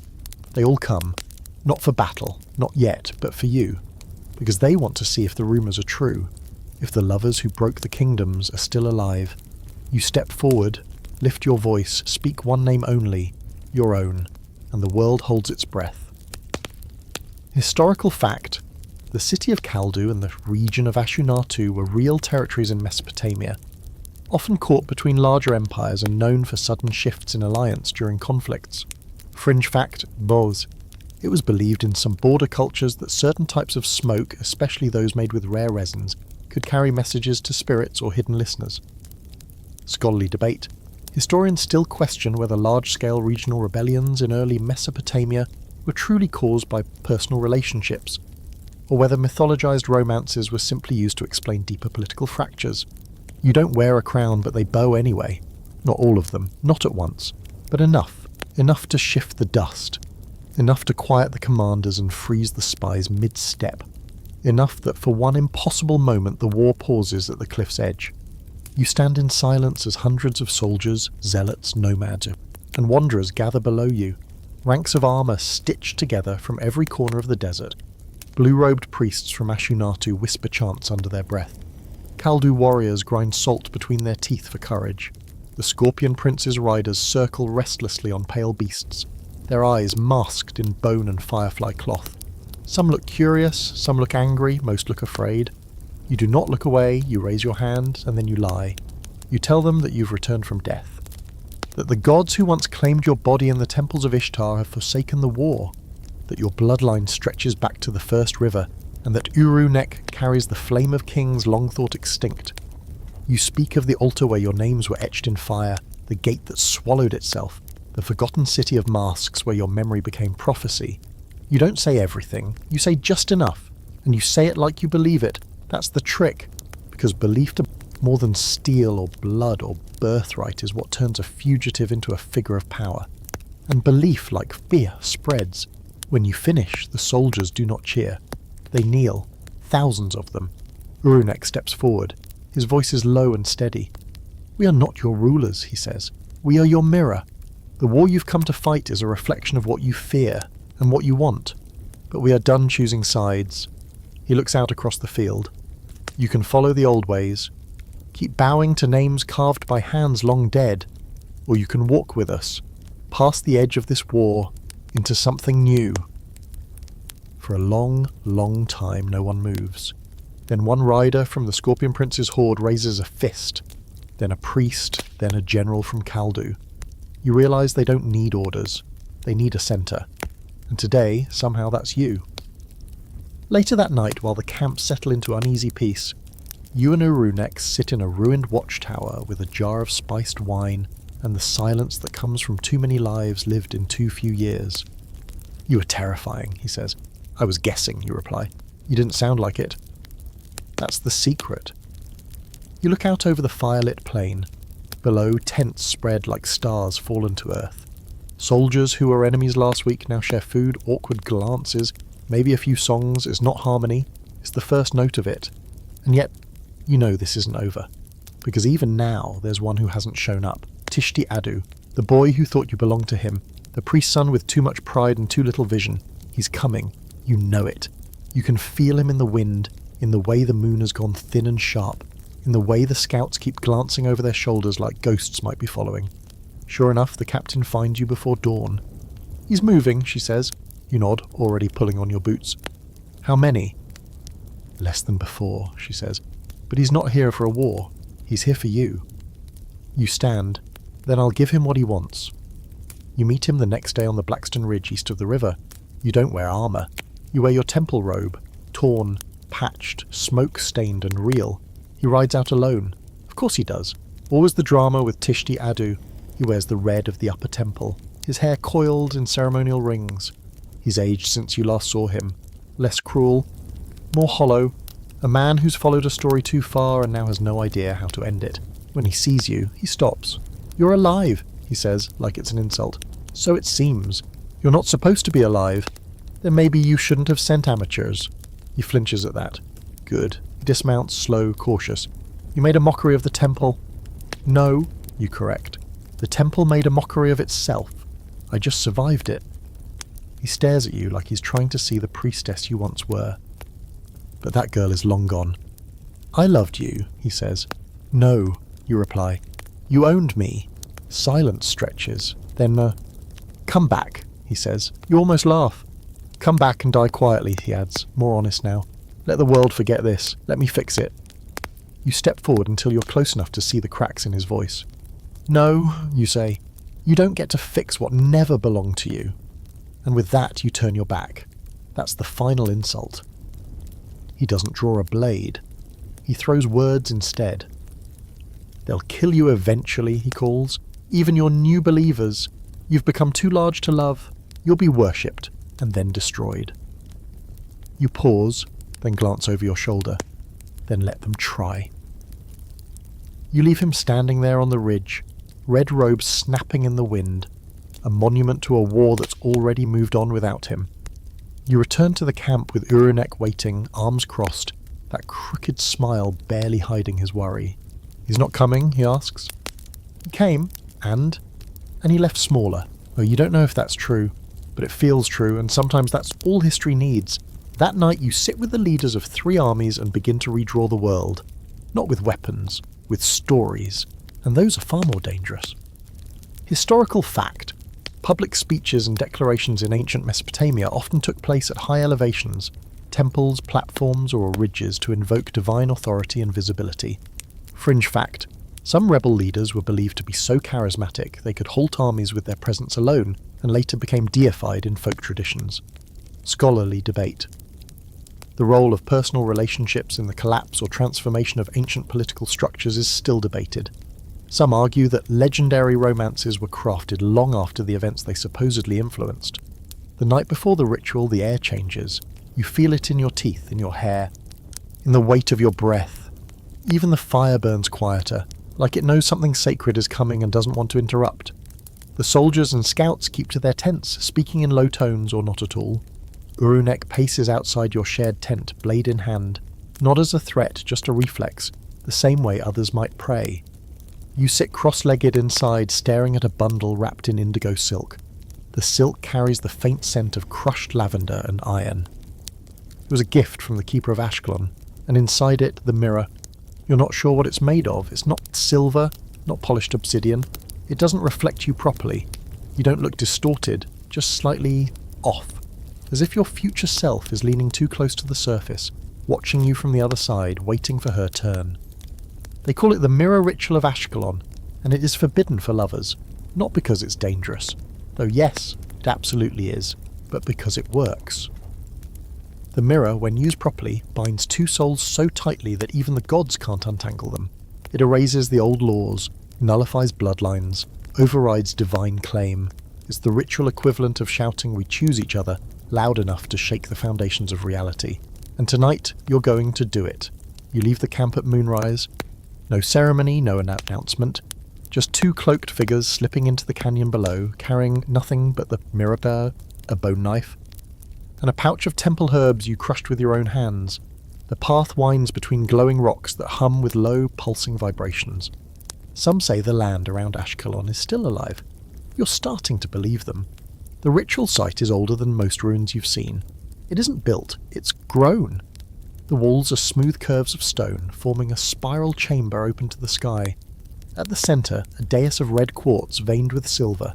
You step onto it barefoot. The stone is cold. Your skin buzzes. Uru-nek joins you silently. He says nothing. He doesn't need to. You face each other. Begin. You unwrap the mirror and place it between you, its surface catching the stars but not your faces. You each press 2 fingers to it and it shivers, not physically, but in meaning. The air thickens, time slows. This is the moment of no return. I speak my name, you begin. Not to be owned, but to be witnessed. Uru-nek repeats the line, and your voices echo in tandem, rippling through the canyon walls like a chant older than sound. I give what was mine and take what was his, you say, and make it ours. Again, he echoes. You both reach for the bone knife. This part hurts, not because of the blood.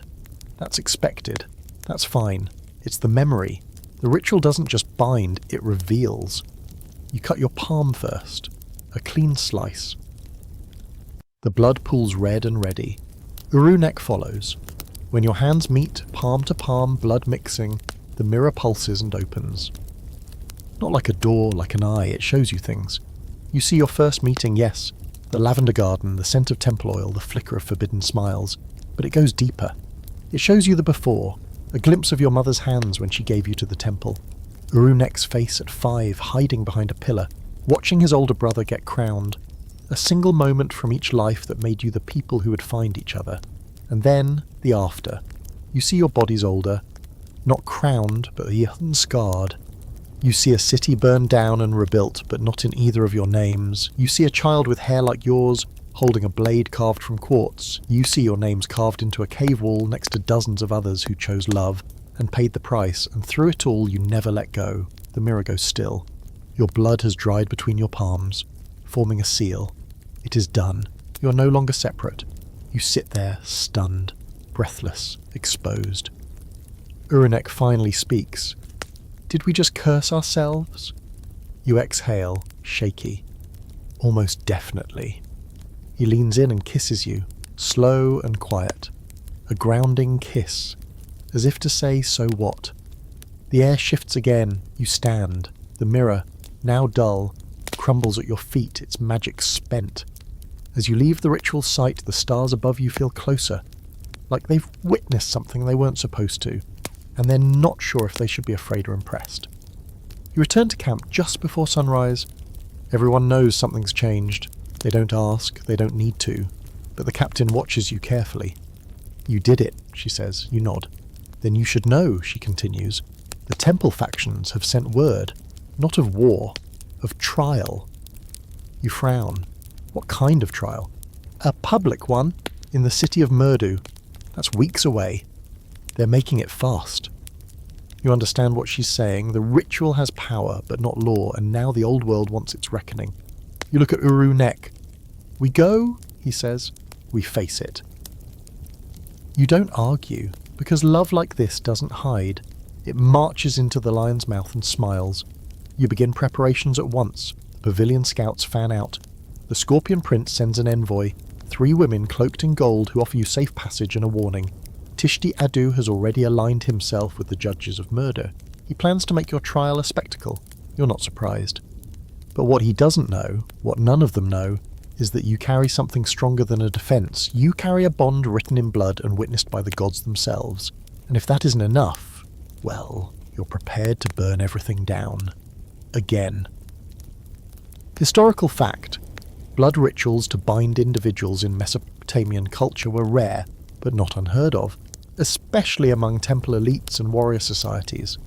Fringe fact, the mirror ritual of Ashkelon is likely fictional, but inspired by real accounts of divination mirrors used to reflect the soul or test truth during legal or spiritual ceremonies. Scholarly debate. Whether spiritual rituals had recognized legal authority is uncertain. Some believe temple practices were enforced through religious influence alone. Others argue they carried political weight when backed by alliances.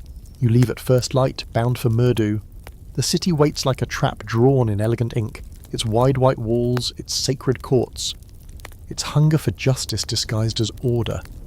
You've been there once before, years ago, as a temple courier. You remember its smell, citrus and parchment, and the faintest trace of dried blood under the marble. A city obsessed with ceremony. A city that worships the idea of balance, even as it tilts always toward the powerful. Now it's calling you back, not as a visitor, but as the accused. Your crime? Love. Not just any love, but the kind that rewrites bloodlines and mocks sacred vows. The kind that makes gods sweat and scribes sharpen their styluses. The kind that leaves behind no neutral ground. Your caravan winds through desert hills and dry riverbeds, led by pavilion scouts and flanked by soldiers from Kaldu and the Scorpion Prince's ranks. Uru-nek rides ahead, a hawk circling overhead as if tethered to his thoughts. He doesn't speak much anymore, not because he's distant, but because the weight of what's coming doesn't leave room for casual words. You don't speak much either. You spend your time rewriting your story in your head, not the events, but the tone. You can't control what happened, but you can control how it's told. The days blur in heat and dust. You sleep in quick bursts, your dreams twitching with images, a throne shaped like a serpent's jaw, a crowd with no faces, fire curling through temple scrolls. Every dream ends the same way, with your name shouted in a voice not quite human.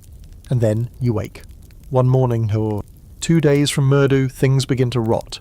It starts small, your camp's figs, fresh the night before, blackened and sour by morning. Then the goats start refusing water. Then your bread, spoiled despite being sealed. The scouts search for poison. They find none. Something's wrong, the captain says, standing beside a line of wilting herbs. This is ritual sabotage. You raise an eyebrow. Temple magic? Worse, she replies. Farmers. That stops you. She explains. There are sects within the temple, humble, quiet ones, who don't call themselves priests or scribes or warriors, just keepers of fertility, of harvest, of clean water and well-fed soil.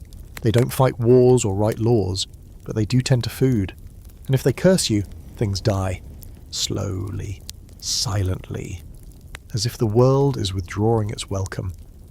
So, Uru-nek mutters, they're starving us politely. You change course that night, skirting around the cursed fields.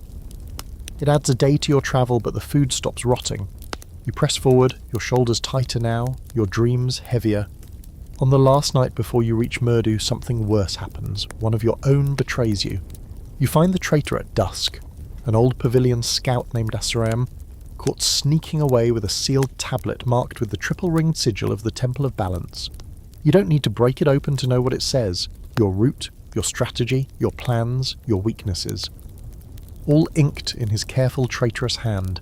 The captain drags him back to camp herself, throws him to the dirt, blade at his throat. He doesn't beg. That's what bothers you most. He doesn't cry or plead or apologise. He just stares up at the stars as if none of this is personal, as if you're the unreasonable one for being surprised. When you demand to know why, he finally speaks. They offered me forgiveness. You blink. For what? For believing you. You don't kill him, you exile him. That's worse. You cut his belt, break his weapons, smear ash over his forehead and send him into the dark with nothing but a broken water skin and the silence of his own cowardice. If the gods want him, let them have him. You arrive at Murdu the next morning under a sky the colour of dried clay. The city looms on the horizon, its towers pale and cruel, each one carved with friezes depicting ancient judgments.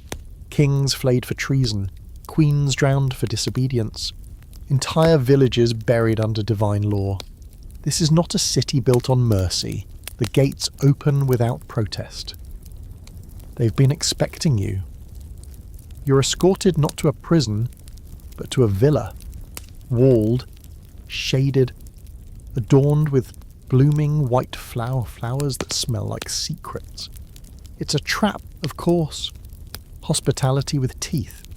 They dress you in soft linen, feed you food that tastes like diplomacy, offer water with mint leaves floating like apologies. You refuse nothing because you know what they're doing. They want you comfortable, calm, easy to manipulate. You spend the night in assistance stretched on a woven mat, your fingers curled around the twin scorpion rings Uru-nek gave you last year, the ones shaped like fangs meeting at the knuckle. You trace the ridges, feel the weight. The trial begins at dawn. The crowd is larger than you expected. The court of Murdu is carved into the side of a hill, an amphitheatre open to the sky, the sun its judge, the wind its jury. At the centre, a stone platform flanked by 12 marble figures representing the gods of balance. None of them look kind. You're led to the platform in silence. Uru-nek is kept separate. You hate that. He watches from the crowd, face unreadable. Your judges are robed in grey, their faces bare. Each wears a strip of cloth across the chest embroidered with their specialty. Law, ritual, birth, death, commerce, war. You can't remember the others. Your vision narrows, your heart pounds. Then they speak your name. Twice. Once as a priestess, once as a traitor. The trial begins. They do not ask you why you ran. They ask why you kissed him. They ask what you did in the Temple of Ishtar, in the City of Masks, in the canyon with the stone circle. They recite verses from your old temple scrolls, verses you know they barely understand. and ask if you believe in them now. You speak calmly at first, then one of the judges says, "You could still return," and something in you snaps. "Return to what?" You say, a voice echoing too loud. The crowd shifts, whispers. "Return to being a symbol, a vessel, a name written in someone else's story." The judge flinches. You step forward. "I gave my blood to the gods, and they drank it. But I was never theirs. I was always mine." Your voice sharpens. "I did not fall. I walked out, with eyes open, and I will not crawl back to make you feel righteous." Silence. Even the birds hush. Then Uru-nek stands, says only one word. "Enough," and the crowd listens. Even the court listens, because now the story has changed again. You are not the accused, you are the mirror. And they don't like what they see. Historical fact. Trials in ancient Mesopotamia often blended religious ritual with legal practice, with judges acting as both interpreters of law and vessels for divine will. Fringe fact, exile was considered worse than death in some sects, removing a person from land and memory, effectively unmaking their spiritual existence. Scholarly debate. The role of love as political threat is debated. In some periods, alliances through love were valued, while in others, they were seen as destabilizing to divine or royal hierarchy. The judgment is delayed, not overturned, not dismissed, just delayed. As if the court itself needs time to recover from the truth you dropped like a blade into the centre of their performance.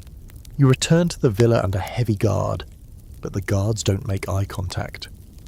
They walk behind you like attendants, not jailers. Even the scent in the air has shifted, from crushed mint to something sharper, more metallic, like the city is bracing for an outcome it didn't anticipate. Uru-nek is brought to you that evening, and the moment the door closes behind him, you fall into each other, not out of desperation, but out of recognition. His arms are tense, his breath smells like dried wine and dust. "That was bold," he mutters, resting his forehead against yours. "They wanted submission, and you gave them a thunderclap." You don't respond because you're still vibrating, still echoing with the heat of your own voice.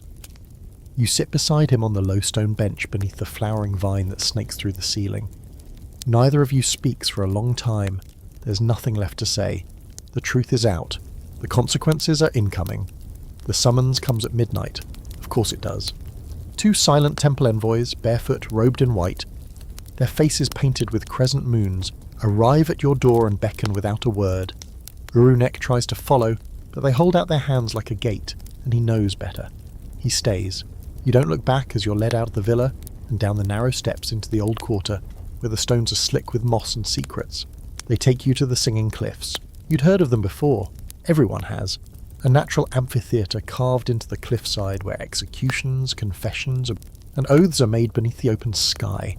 Legend says that anything said there carries on the wind forever. The gods, it's believed, never forget a voice that's spoken from this place. You walk barefoot across the cold stone to lead to a raised platform stained with centuries of choices. A judge is waiting. Not one from the court. Not one you've seen before. She's older, dressed not in robes but in worn leathers, her hair braided in long rows threaded with bone and glass beads. Her eyes are cataract white, but they see you just fine. She gestures for you to kneel. You don't. "You've done something," she says, her voice gravel wrapped in silk. "Something holy. Or monstrous. Hard to tell these days." You remain silent. "I asked to see you myself," she continues, "because I remember what it means to choose love over legacy." "That makes you look up," she smiles. "I was once a priestess too. Not of Ishtar, though. I belonged to the minor fire temples, back when they still lit their braziers with lightning." "You loved someone?" you ask. She nods.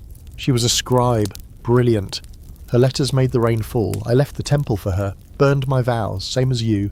We lived in exile for 12 years. "What happened?" you ask softly. "She died," the judge says, "and the temple took me back, because grief made me easy to shape again." You swallow. "And now you're here to judge me?" "No," she says. "I'm here to tell you something the court will never say out loud." She leans closer. "You've already won." You blink. She gestures out toward the cliffs, where the horizon flickers with distant torches. They came to see you fall, and instead, they saw you rise. Now the stories belong to you. The rest, the verdict, the rituals, all theatre, but dangerous theatre, so play it well. You stare at her. Why tell me this? Because I was you, she replies, but quieter. The wind picks up, curling through the cliffs like it has ears. You'll return to the court in 3 days, she says, standing. Until then, rest, or sharpen your blades. She leaves you standing in the echo of her words. Back at the villa, Uru-nek is waiting, sitting cross-legged on the floor with scrolls spread across the stone tiles. He's tracing battle maps and troop movements, not because war is coming, but because he can't help preparing for it. It's the only language the prince in him trusts. When he sees you, he exhales and stands. You okay? You nod. Then, with no warning, you say, "We're not losing," his brows lift. "No. No." You walk over and kneel across from the maps. "Because we already became the story," you continue. "Now we control the ending." He doesn't smile, not fully, but his eyes soften. "What kind of ending are we writing?" You smirk. A bad one for the people who thought love was a weakness. The next 2 days unfold like the calm before a storm. But the calm is tense, thick, a lull that threatens to snap at any moment.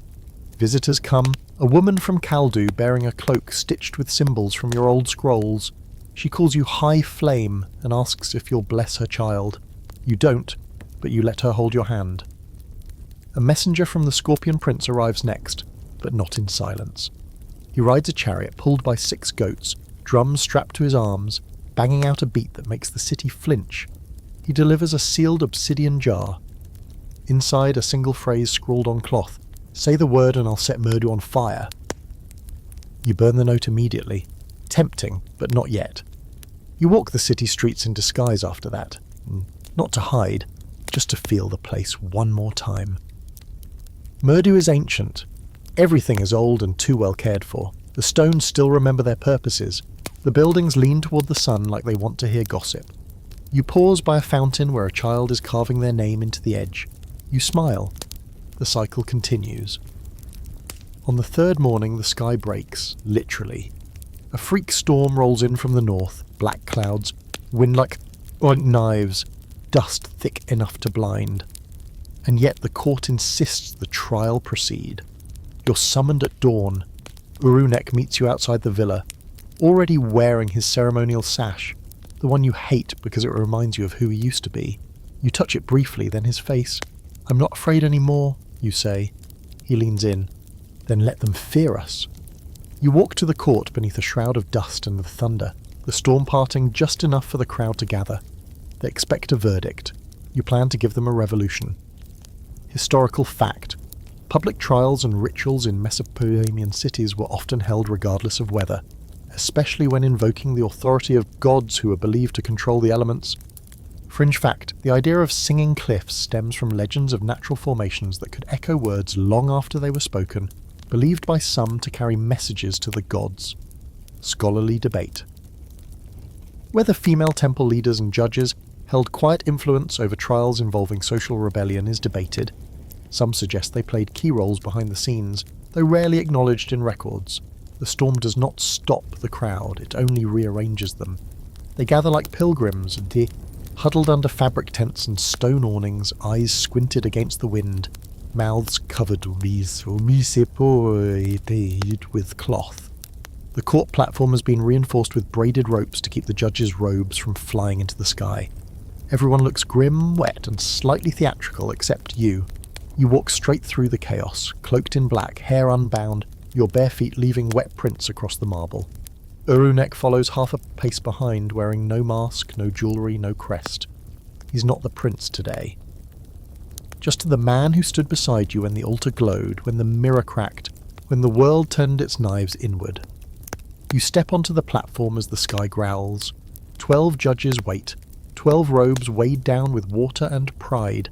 They don't offer greetings, they simply raise their hands and signal the beginning. The trial continues. You're asked if you regret what you did. You say no. They ask if you'd undo it if you could. You say only to do it louder. Then they ask the last question, the one that has nothing to do with law and everything to do with order. Will you renounce your bond to Uru-nek? They expect hesitation, a pause, a tear, something soft. What they get is laughter. Short, sharp, unholy laughter that cuts through the wind and stuns the crowd. You don't look at Uru-nek.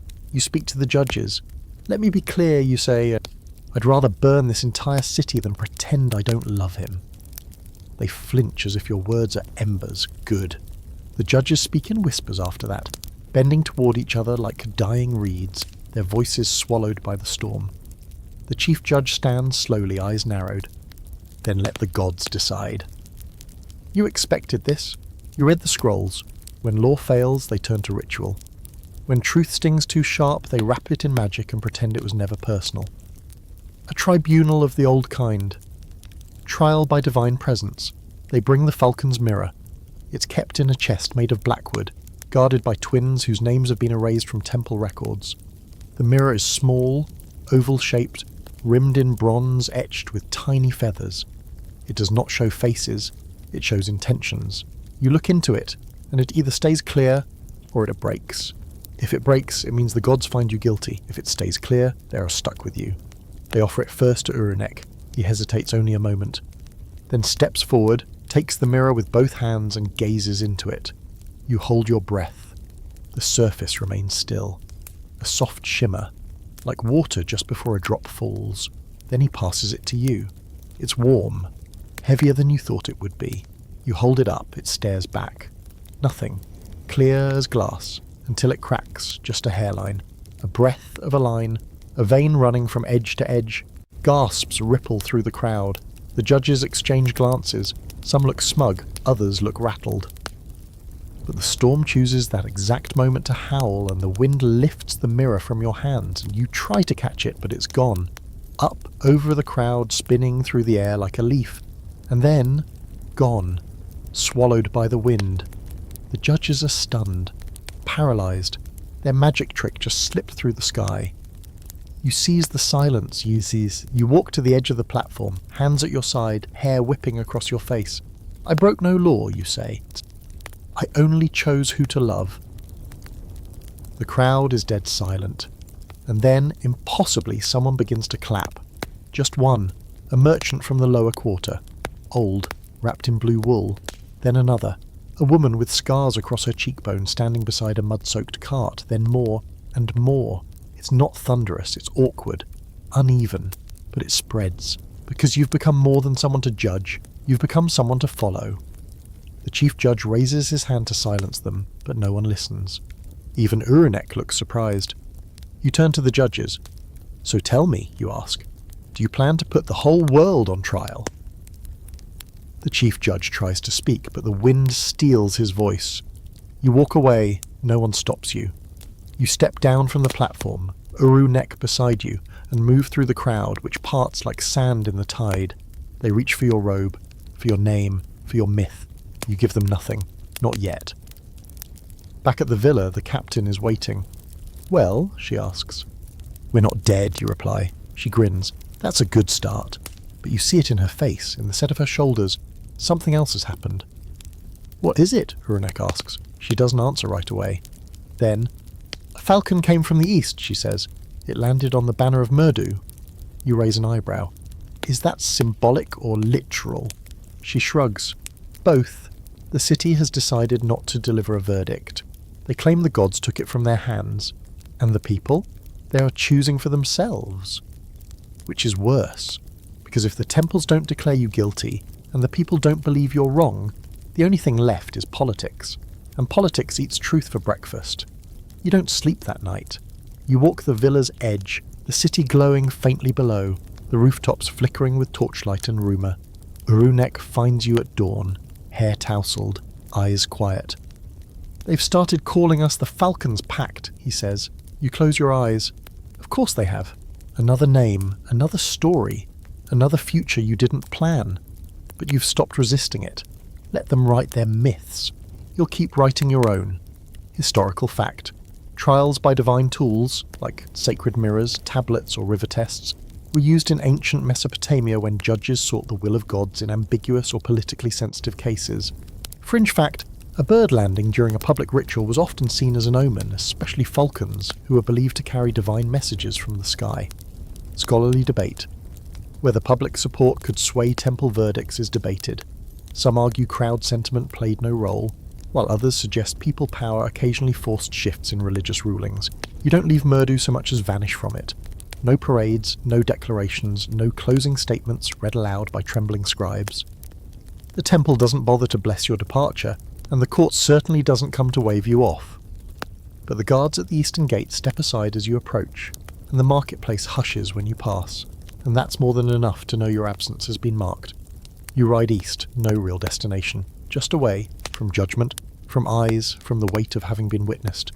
Uru-nek travels beside you, his silence calm, not cold. There's nothing left to say about the trial. It didn't end the way you expected, but it ended, and that's the rarest thing in your story. A pause. The pavilion scouts accompany you for 3 days before peeling off toward the northern border. The captain, before she leaves, says only one thing. If you decide to disappear, disappear completely. The story won't allow you to be half forgotten. You promise nothing, because promises have sharp edges. You and Uru-nek crossed the lands that once belonged to Ur, now broken into squat villages and dusty ruins.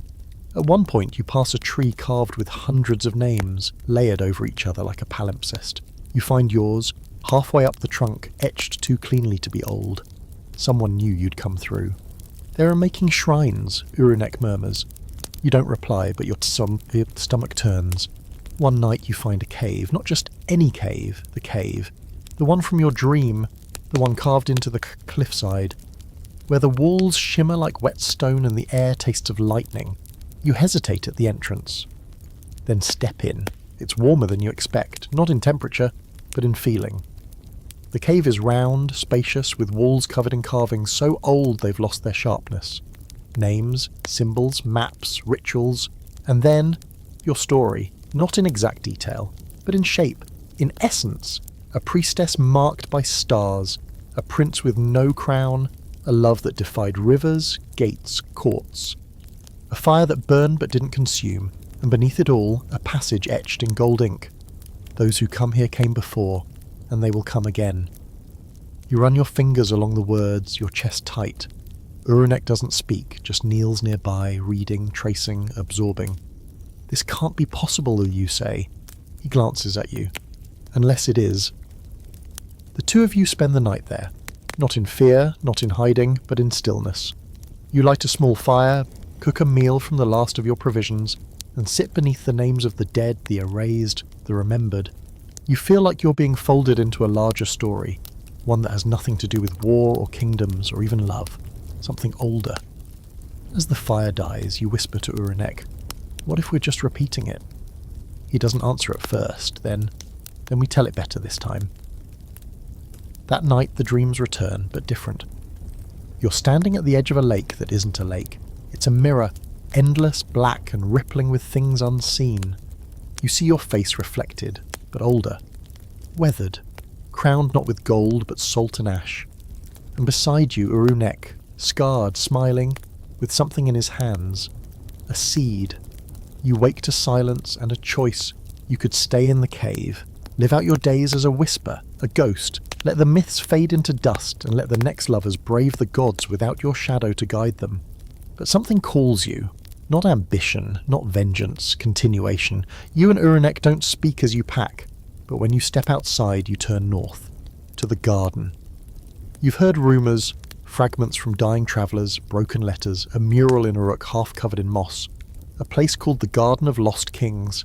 No one agrees where it is, or if it is, but it appears again and again in forgotten scripts, a hidden sanctuary where rulers who refused their thrones disappeared into anonymity. A place where power was not abandoned but transformed into something gentler, older, a seedbed of new ways. You walk for 6 days, following no map, just instinct, just fate, just the way the wind pulls your cloak in one direction more than another, and then you find it. Not all at once. First the sound, birds singing, in a pattern you remember from a lullaby sung in the temple kitchens. Then the scent, lavender and river water and ripe figs. Then the veil. A shimmering curtain of air, draped between two stone arches carved with symbols in no known language. You step through, and the world changes. It's not grand, no towers, no palaces, just a grove, a hidden glen walled by cliffs and shaded by flowering trees. Water runs through it like laughter, and the air hums with peace, real peace, the kind you don't have to negotiate for. You and Uru-nek stand there, stunned, and then a voice. "Welcome," it says. "We've been waiting." You turn. A woman stands in the clearing, hair streaked with silver, eyes kind and watchful. She wears no crown, no sigils, just a simple green robe, hands stained with dirt. "You were rulers once," she says. "Of something. Of someone.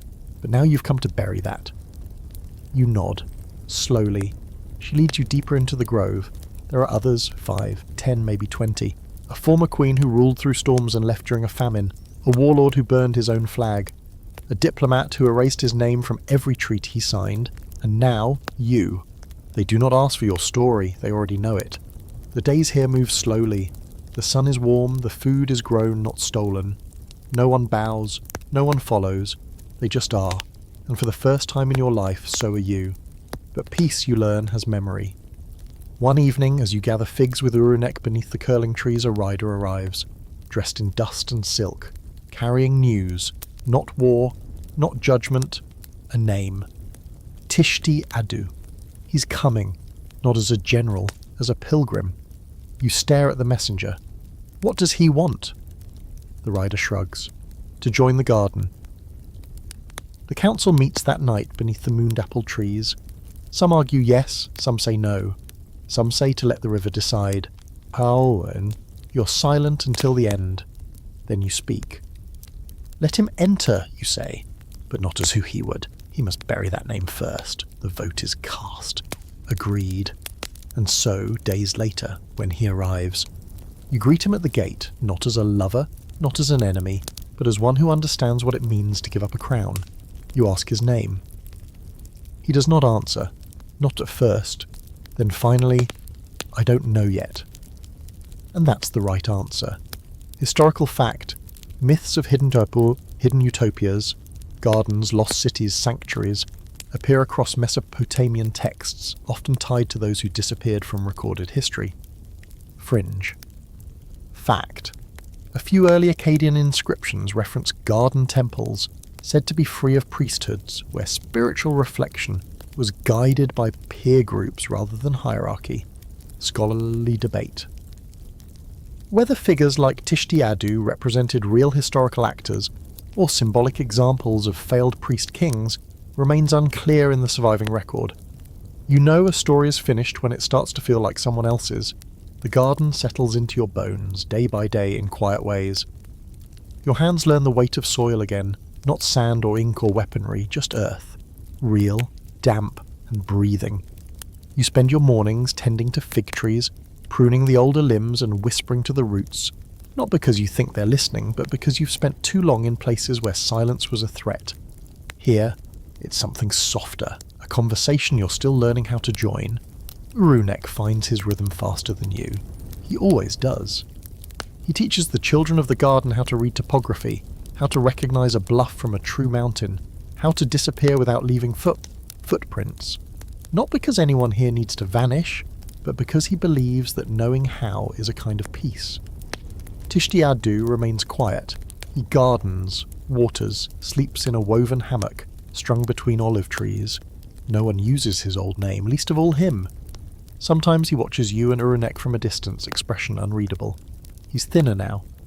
Less angry. You imagine he wakes some nights with dreams he can't explain. So do you. That's the price of surviving what you shouldn't have. One afternoon, while gathering herbs near the edge of the garden's protected cliff, you find a child carving something into a flat piece of clay. She's 7, maybe 8, with a crown of braids and feet stained green from walking barefoot through crushed mint. "What are you making?" you ask gently. She shrugs, not looking up. "A story." You kneel beside her. The tablet shows a drawing, rough but clear. A tall woman with fire for hair. A man with a sun around his chest. They're standing atop a ziggurat, hands clasped, and below them, soldiers bowing, kingdoms burning, a river flowing backward. You blink. Where did you learn that? She looks up, blinking slowly. Everyone here already knows it. You sit with that for a long time. That night you dream of the ziggurat again, but this time it's reversed. Crumbled, sinking into mud, to the stone melting like wax. At the top there's no couple, only a mirror. Empty. You wake with your mouth tasting of salt. You go for a walk before the sun rises, alone this time, past the sleeping hammocks and gentle fires, through the fig trees and the tall reeds, down to the part of the cliff that overlooks the ancient dried riverbed. You don't know what pulls you there, but you find something waiting. Buried, barely visible in the soil, a corner of something metal. You dig gently, fingers scraping past twisted roots and ancient pebbles until you lift it free. A mask, not one you recognise, not a lion or falcon or geometric god, just a smooth metal face with no mouth and wide open eyes. You turn it over. On the inside, a single word scratched by a hand you know too well. Lilu. Your name from exile. From the days of running and ritual and revolution. You drop the mask, step back, something is changing again. That same night, a stranger arrives. He doesn't come through the veil. He doesn't announce himself. He's just there, seated by the fire pit at the garden centre, like he's been waiting since time began. Older than any of you, wrinkled like tree bark, dressed in layers of animal skin and silk. His eyes are milky but aware, and his voice, when he speaks, cuts through the quiet like a blade through sand. You've all done well, he says. No one asks who he is. He doesn't give a name, only stories. He tells the tale of the first forbidden love, the god who dared to love a mortal, who shaped rivers to bring her water, who carved stars to show her his devotion. He tells of the priestess who turned her heart into fire and burned the temple that held her, dancing as it crumbled. He tells of you, but not exactly. A version of you, 100 versions of you. And as he speaks, others gather, quietly, reverently, listening like students. Eventually he looks straight at you and Uru-nek. You think your story is yours, he says, but it never was. You were living an echo. You try to answer, but he holds up a hand. And that's not an insult. Echoes are powerful, they last, they shift shape and still carry the original sound. But the time has come for a new sound. You cross your arms. What does that mean? It means, he says, standing with difficulty, that it's time to teach. That stops you. Teach what? He smiles. How to love louder. The stranger is gone by morning. Vanished without footprints, but his words remain. You sit beneath the fig tree with Uru-nek, watching the children chase fireflies through the tall grass, and you understand suddenly, with sharp, painful clarity, the war is over, but the world is still broken, and maybe the story didn't end with your survival. Maybe it started there. You rise, walk to the old temple in the centre of the garden, the one no one enters because the roof collapsed and the bees took it as their own. You stand at its threshold, feel the hum of it. You whisper your old prayer, not to ask permission, not for forgiveness, just to let the story know you're still telling it. And then you begin to write, not on scrolls, not in clay, on walls, with ash, with blood, with crushed berries and river dust. You write the story again, but wider, messier, with names and cares and laughter, and you make space for others to write beside you. Soon others do. Uru-nek draws the ziggurat again and again, each one less perfect than the last until they're just lines. Then he adds trees. A girl draws a falcon with a crown of thorns. An old man etches a sword split down the middle, vines growing from the crack. The garden becomes something new, not just a sanctuary, a ledger, a declaration, a place to remember, not just what was endured, but what was chosen. Historical fact. Some archaeological sites believed to be ancient sanctuaries show signs of collective storytelling, walls painted over multiple times with hand images, symbols and names by different hands over centuries. Fringe fact. A few scattered texts suggest the existence of wandering storytellers who claimed to have no name but echo, passing on rewritten legends and encouraging new ones to be carved in their place. Scholarly debate. The idea that resistance movements in ancient times preserved their memory not in official texts but in symbolic places, gardens, caves, sanctuaries, is gaining traction as new sites are discovered. You wake to drums, not the kind that signal war. These are slower, fuller, soaked with rhythm and memory. They come not from the hills or the caves or the veiled path, but from within the garden itself, the kind of drums that feel like a heartbeat you forgot was yours. You step out of your shelter barefoot, the grass cool against your soles, and find the entire grove in motion. Children run with streamers made of dyed silk. Elders carry bowls filled with figs, fire-roasted roots, flower petals. Someone has painted the old temple walls with swirling colours that shimmer even in the shade. At first you think this must be a solstice or maybe some quiet rite the garden observes behind your back. But no, this celebration is for you and Uru-nek Tishti Adu. Barefoot and beaded in a loose robe the colour of sunburned clay, walks up beside you holding a woven branch twisted into a ring. No one told us when to start, he says, so we just decided. You blink. Decided what? That you're not fugitives anymore? He hands you the ring. It's a wedding, Lilu, he says, grinning, like he doesn't hate himself anymore. Or something like it. We don't have rules here, just consent. You stare at the ring. It smells like honey and dust. But we're already bound, he nods. Sure, by blood, by ritual, by rebellion, but now it's time to choose it again, with joy. You glance at Uru-nek, who's already being led toward the centre of the garden, where a circle of flat stones has been cleared, wild flowers tucked between them. He looks stunned, but not unhappy. I didn't plan a speech, you murmur. Good, Tishti says, stepping away. Neither did we. You walk slowly, your feet brushing petals and loose earth, and the garden opens for you like it's been waiting for this moment since the first lover stepped off the battlefield and asked, what if we tried peace instead? The drums soften. The people gather. You stand in the middle of it all, facing Uru-nek, surrounded not by banners or blood or ancient laws, but by eyes that see you, truly see you, and hands that have held nothing but earth. He smiles, and you wonder if he ever thought this was possible. A future that didn't need disguises. A promise not made in desperation but in stillness. You don't recite vows, you just say each other's names, and the crowd repeats them, over and over, like a chant, like a lullaby.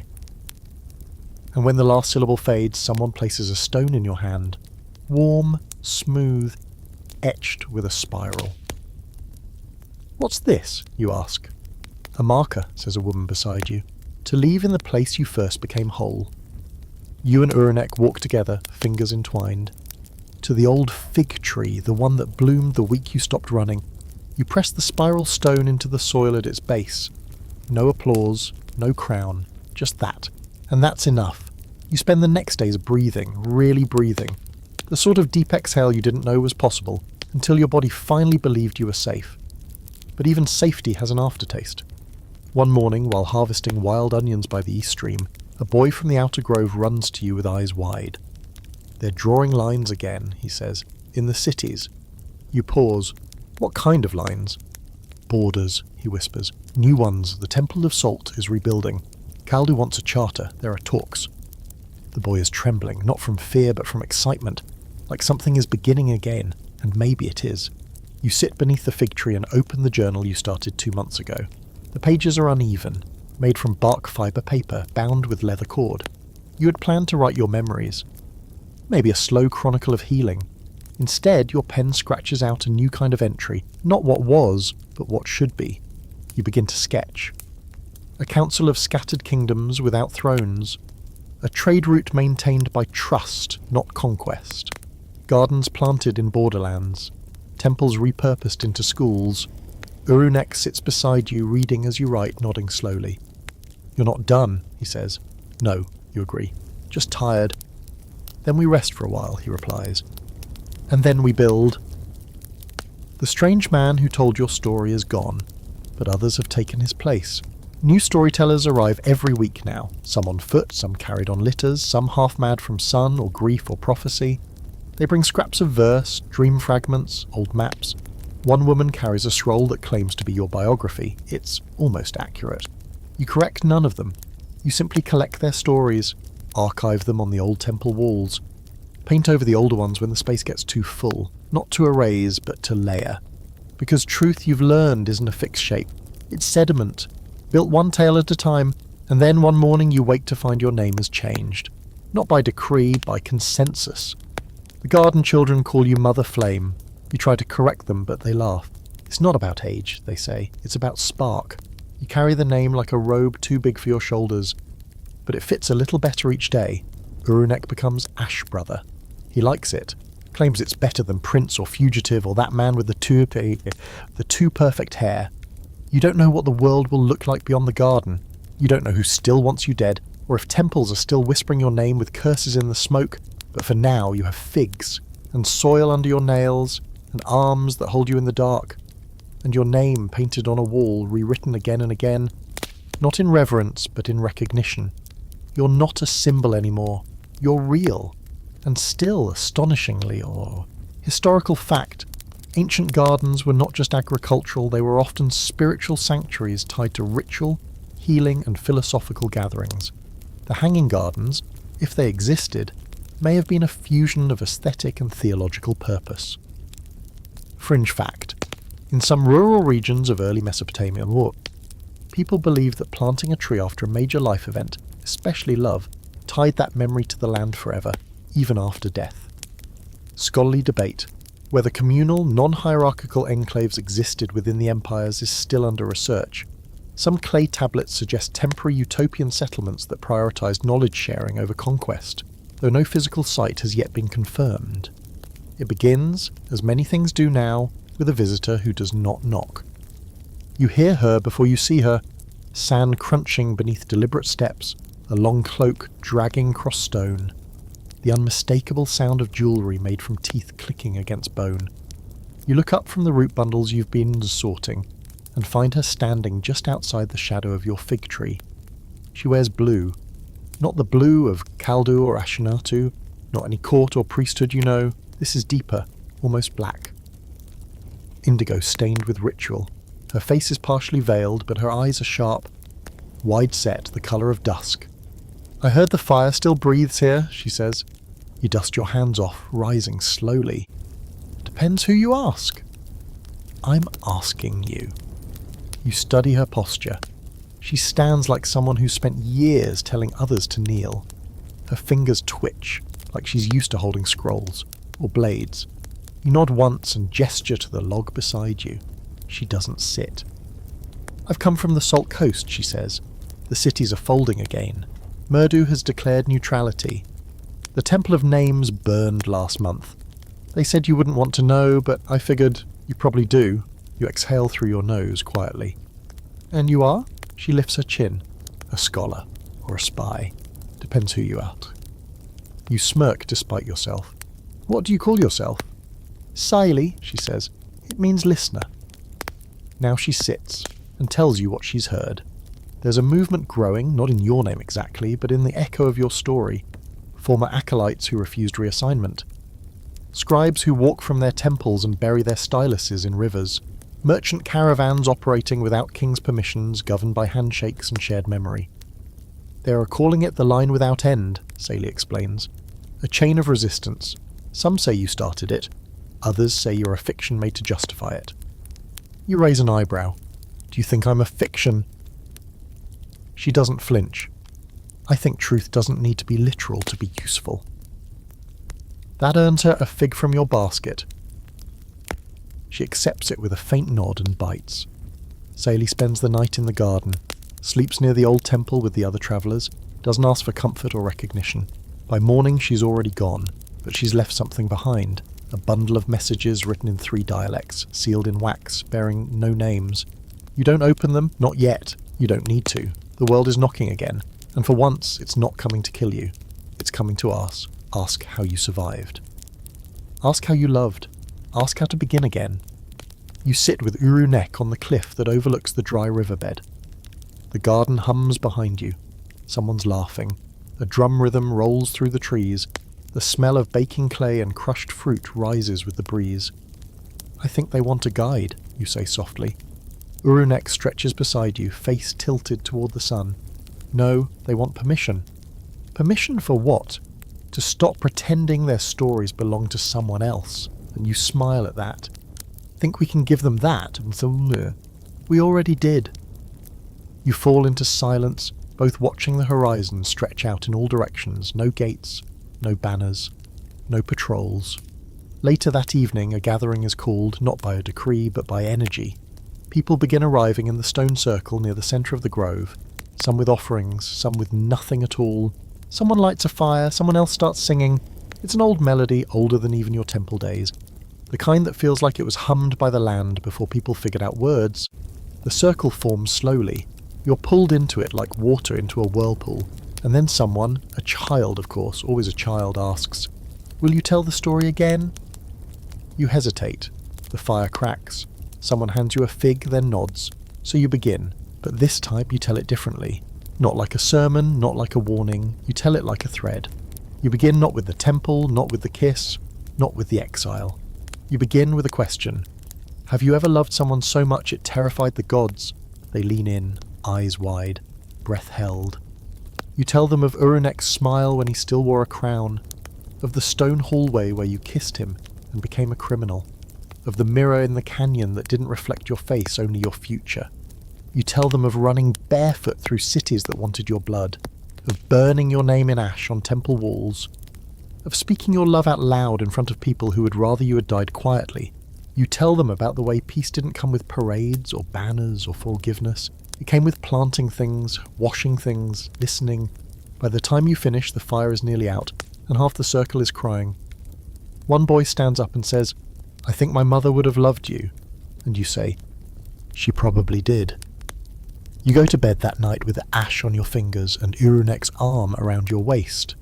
And in your dream, you see a field of stone tablets stretching across a desert, each with one name, and each name written in a different hand, none of them yours, and somehow that feels right. The next morning the council meets, not to discuss danger, not to decide fates, but to plant. They mark out the boundaries of 3 new groves. One will grow salt-resistant herbs for trade with the coastal cities. One will grow ceremonial reeds for the scribes who still believe in ink over war, and the third will be fig trees, named after you protest of course, and lose of course. The grove is called the Grove of the Lover Who Lived. You only cry a little, mostly when a little girl hands you the first sapling and says, "It's okay if you're tired, we'll keep it going." You press your forehead to hers and whisper thanks.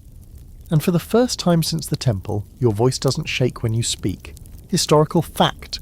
Naming groves or gardens after symbolic figures, particularly those associated with rebirth or peace, was a practice in some regions of ancient Mesopotamia, often initiated by community consensus rather than formal decree. Fringe fact, some oral traditions suggest that truth-tellers in post-imperial settlements weren't just historians but emotional leaders, entrusted to preserve not only facts but feeling, how a moment felt, not just what happened. Scholarly debate. The distinction between myth and lived history in communal storytelling remains contested. Some argue the difference collapses entirely in post-trauma societies, where healing takes priority over documentation. You begin to lose track of time in the best possible way. The days blur, not because they're dull, but because they are full. Not with danger or politics or whispered betrayals, just with doing. You learn to weave, to ferment dates into syrup, to teach children how to carve stories into clay without slicing their fingers. You rediscover how it feels to wake up without fear. Not every day, but most. Enough to start believing in the idea of normal. Uru-nek tends the north plots now, where the soil is richer and the bees are lazier. He whistles when he works. Badly. Off-key and too loud. But it makes the plants grow, that's what you claim anyway. He says it's the sunlight. You say it's the whistling. He grins and lets you in. One morning, while collecting reeds near the edge of the marsh, you stumble upon something half buried in the mud. A carved handle, curved like a crescent. You dig carefully until the full object emerges, an old ceremonial dagger. The metal is dulled with age, but the design is unmistakable. The mark of Ishtar. You sit with it in your lap for a long time, letting your fingers run along the ancient symbols. You wonder whose blood it drew. You wonder if it was ever yours. And then, slowly, you bury it again. Not out of fear, out of choice. Let the land keep some things. That evening, Salie returns. She's thinner, her face more angular, with new lines that weren't there the last time. But her eyes still burn with knowing. She carries a basket of scrolls wrapped in cloth soaked with lavender and dust. There's been an agreement, she tells you, sitting cross-legged under the old fig tree. You blink. Between who? Everyone who hasn't tried to kill you, she says wryly. Kaldu, Ashunatu, the remnants of Murdu's scribes, even the coastal camps. They've stopped calling you a heretic. Are we supposed to throw a parade? Uru-nek mutters from the doorway, chewing on a fig leaf. No, Saley says, but they want to meet. You lean forward. Meet? Here? No. In Shusa, you tense. That city is still standing? Barely. But it has a circle, an old one, from before the ziggurats. They want to hold a council. You sit back, breathe. The garden has been quiet for so long, too long maybe, and this smells like the world creeping back in through the cracks. You don't have to go, Saley says, reading your silence. They just want the story. Uru-nek looks at you, then let them come read the wall, but you're already shaking your head. No, you say. If we don't speak, someone else will speak for us. So you agree, you'll go, just for 3 days. Just long enough to offer what's true and nothing more. You travel lightly, 2 packs, a blade you don't intend to use, and a carved spiral stone from the grove. Uru-nek insists on going with you, of course. You try to argue. You lose. The journey takes 4 days. The road winds through salt valleys and brittle hills that once marked the border between empires. Now they're simply land again, untamed, free. When you reach Shusa, you find a city made of memory. It isn't rebuilt, not exactly. More like reassembled. Stones stacked in patchwork walls, roofs made from thatch and cloth and scavenged copper sheets, fires burning in old grain pits, now turned into kitchens. People walk slowly, not in mourning but in awe, like they can't quite believe the city still exists. You're greeted by a delegation with no official titles, just names. Occupations, a potter, a singer, a midwife. They bow to no one, not even you, but their diesel eyes hold a quiet reverence. The kind given to survivors who taught others how to survive. They lead you to the circle. It's exactly as Saley described. Wide, sunken, made of concentric stones. Not a place for arguments, a place for listening. You sit, and they begin. No opening ceremonies, no pomp, just questions. What does peace cost? Who decides what counts as sacred now? What is love when it no longer threatens power? You answer what you can. You say, peace costs clarity. You can't hide inside peace. You have to mean it. You say, sacred is what we protect when we're not being watched. You say, love only threatened power because it wasn't theirs. At one point, a woman from Ashunatu stands and asks you to recite the mirror ritual again. You refuse. I'll speak it only once more, you say, and only in the place where it first changed me. There's some tension in the room after that, but it passes. Respect can look like silence. That night, a celebration breaks out. Not because of anything formal, just because the food is good and the fire burns high and people want to feel human again. Someone starts drumming. Someone else pulls you up by the hand. You dance. For the first time since exile, you really dance. Feet stomping, eyes closed, sweat running down your spine. Uru-nek spins you, awkward and laughing. Someone hands you wine brewed from fermented lilies. You drink, you forget, and that's the point. The next day, the meeting closes. No treaties are signed, no borders drawn, but one thing is agreed upon. The garden is no longer a secret. You swallow that news like a stone. Uru-nek is silent beside you. Saley offers the final word. It's time, she says. People are looking for more than safety now. They want new stories. You ride home in silence, and when the garden comes into view, those trees, those stones, those people still weaving fig bark into rope, you realise what must come next. The story must open. You gather the council that evening, sit on the warm stone, look at the faces that have changed, grown, aged with you, and you say, we will welcome the world, but on our terms. You propose a rite, not of passage, not of trial, of arrival, a story exchange. Every newcomer must bring a tale, not polished, not rehearsed, just theirs. The council votes yes, unanimously, and thus the garden changes. It begins to pulse, and this time it pulses outward. Historical fact, in some ancient settlements, Councils were made up not of rulers or priests, but of skilled workers, those who kept the city alive through practical knowledge, especially during times of rebuilding. Fringe fact: there are mentions of circles of stone in Mesopotamian folklore believed to be places of peaceful confrontation, where music and shared food diffused tension better than any sword. Scholarly debate. The role of non-military diplomacy in post-collapse cultures is contested. Some argue it was essential to reform, while others claim only power vacuums allowed peace experiments to flourish briefly. You don't announce the right with banners or drums. That's not how things work here. Instead, you begin it the way all sacred things start, in a whisper that chooses its listeners. Word spreads through the garden like warm air rising off stone, not as a command, as an invitation. A simple phrase passed from mouth to mouth. If you come ready to speak. And they do. First a few, then many. They arrive through the veil in the early morning mist or under starlight, or carried in hammocks between goat-drawn carts. They are travellers, outcasts, former merchants and failed kings, quiet seers and loud children. Some come with nothing but dust on their feet and eyes full of stories they've never dared to say aloud. And each is greeted by a council member who asks only one thing: what truth did you bring with you? The rite begins under the old fig tree, naturally. That tree has witnessed more rebirth than most gods. A new stone circle has been placed beneath its roots, unmarked, unguarded. You sit among the listeners, not at the centre.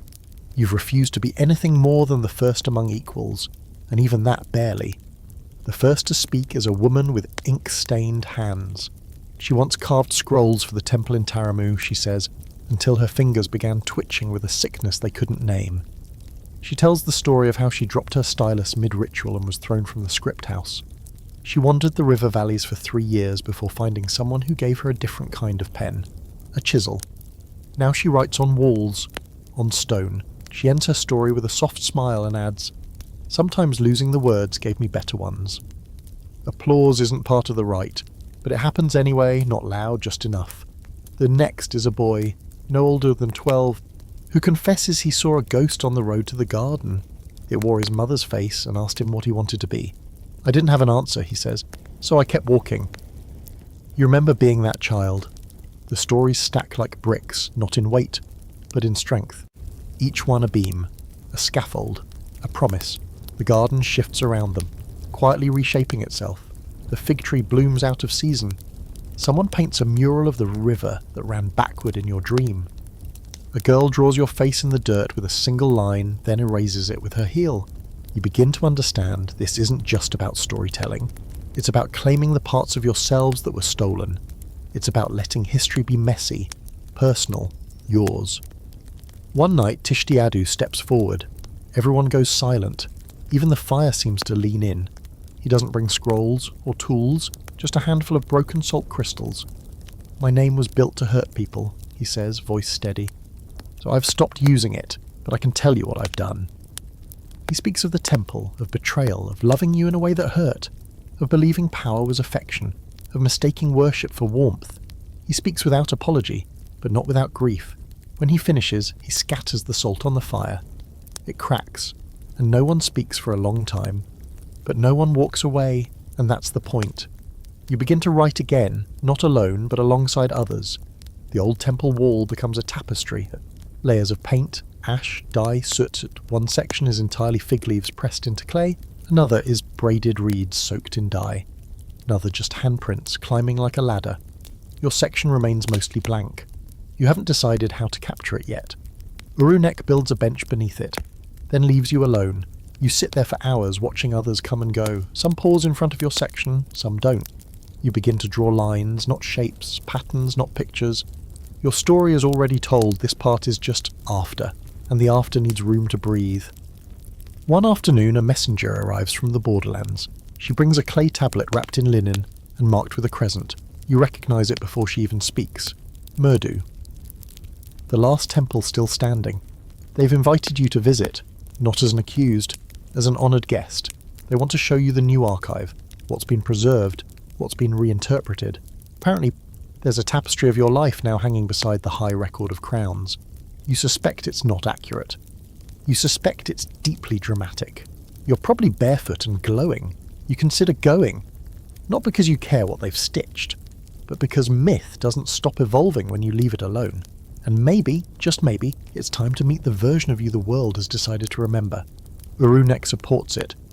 Let them see the real you, he says, pressing a kiss to your temple. It'll ruin their embroidery. You agree, you'll go next season when the ground softens again. But first, one more story night.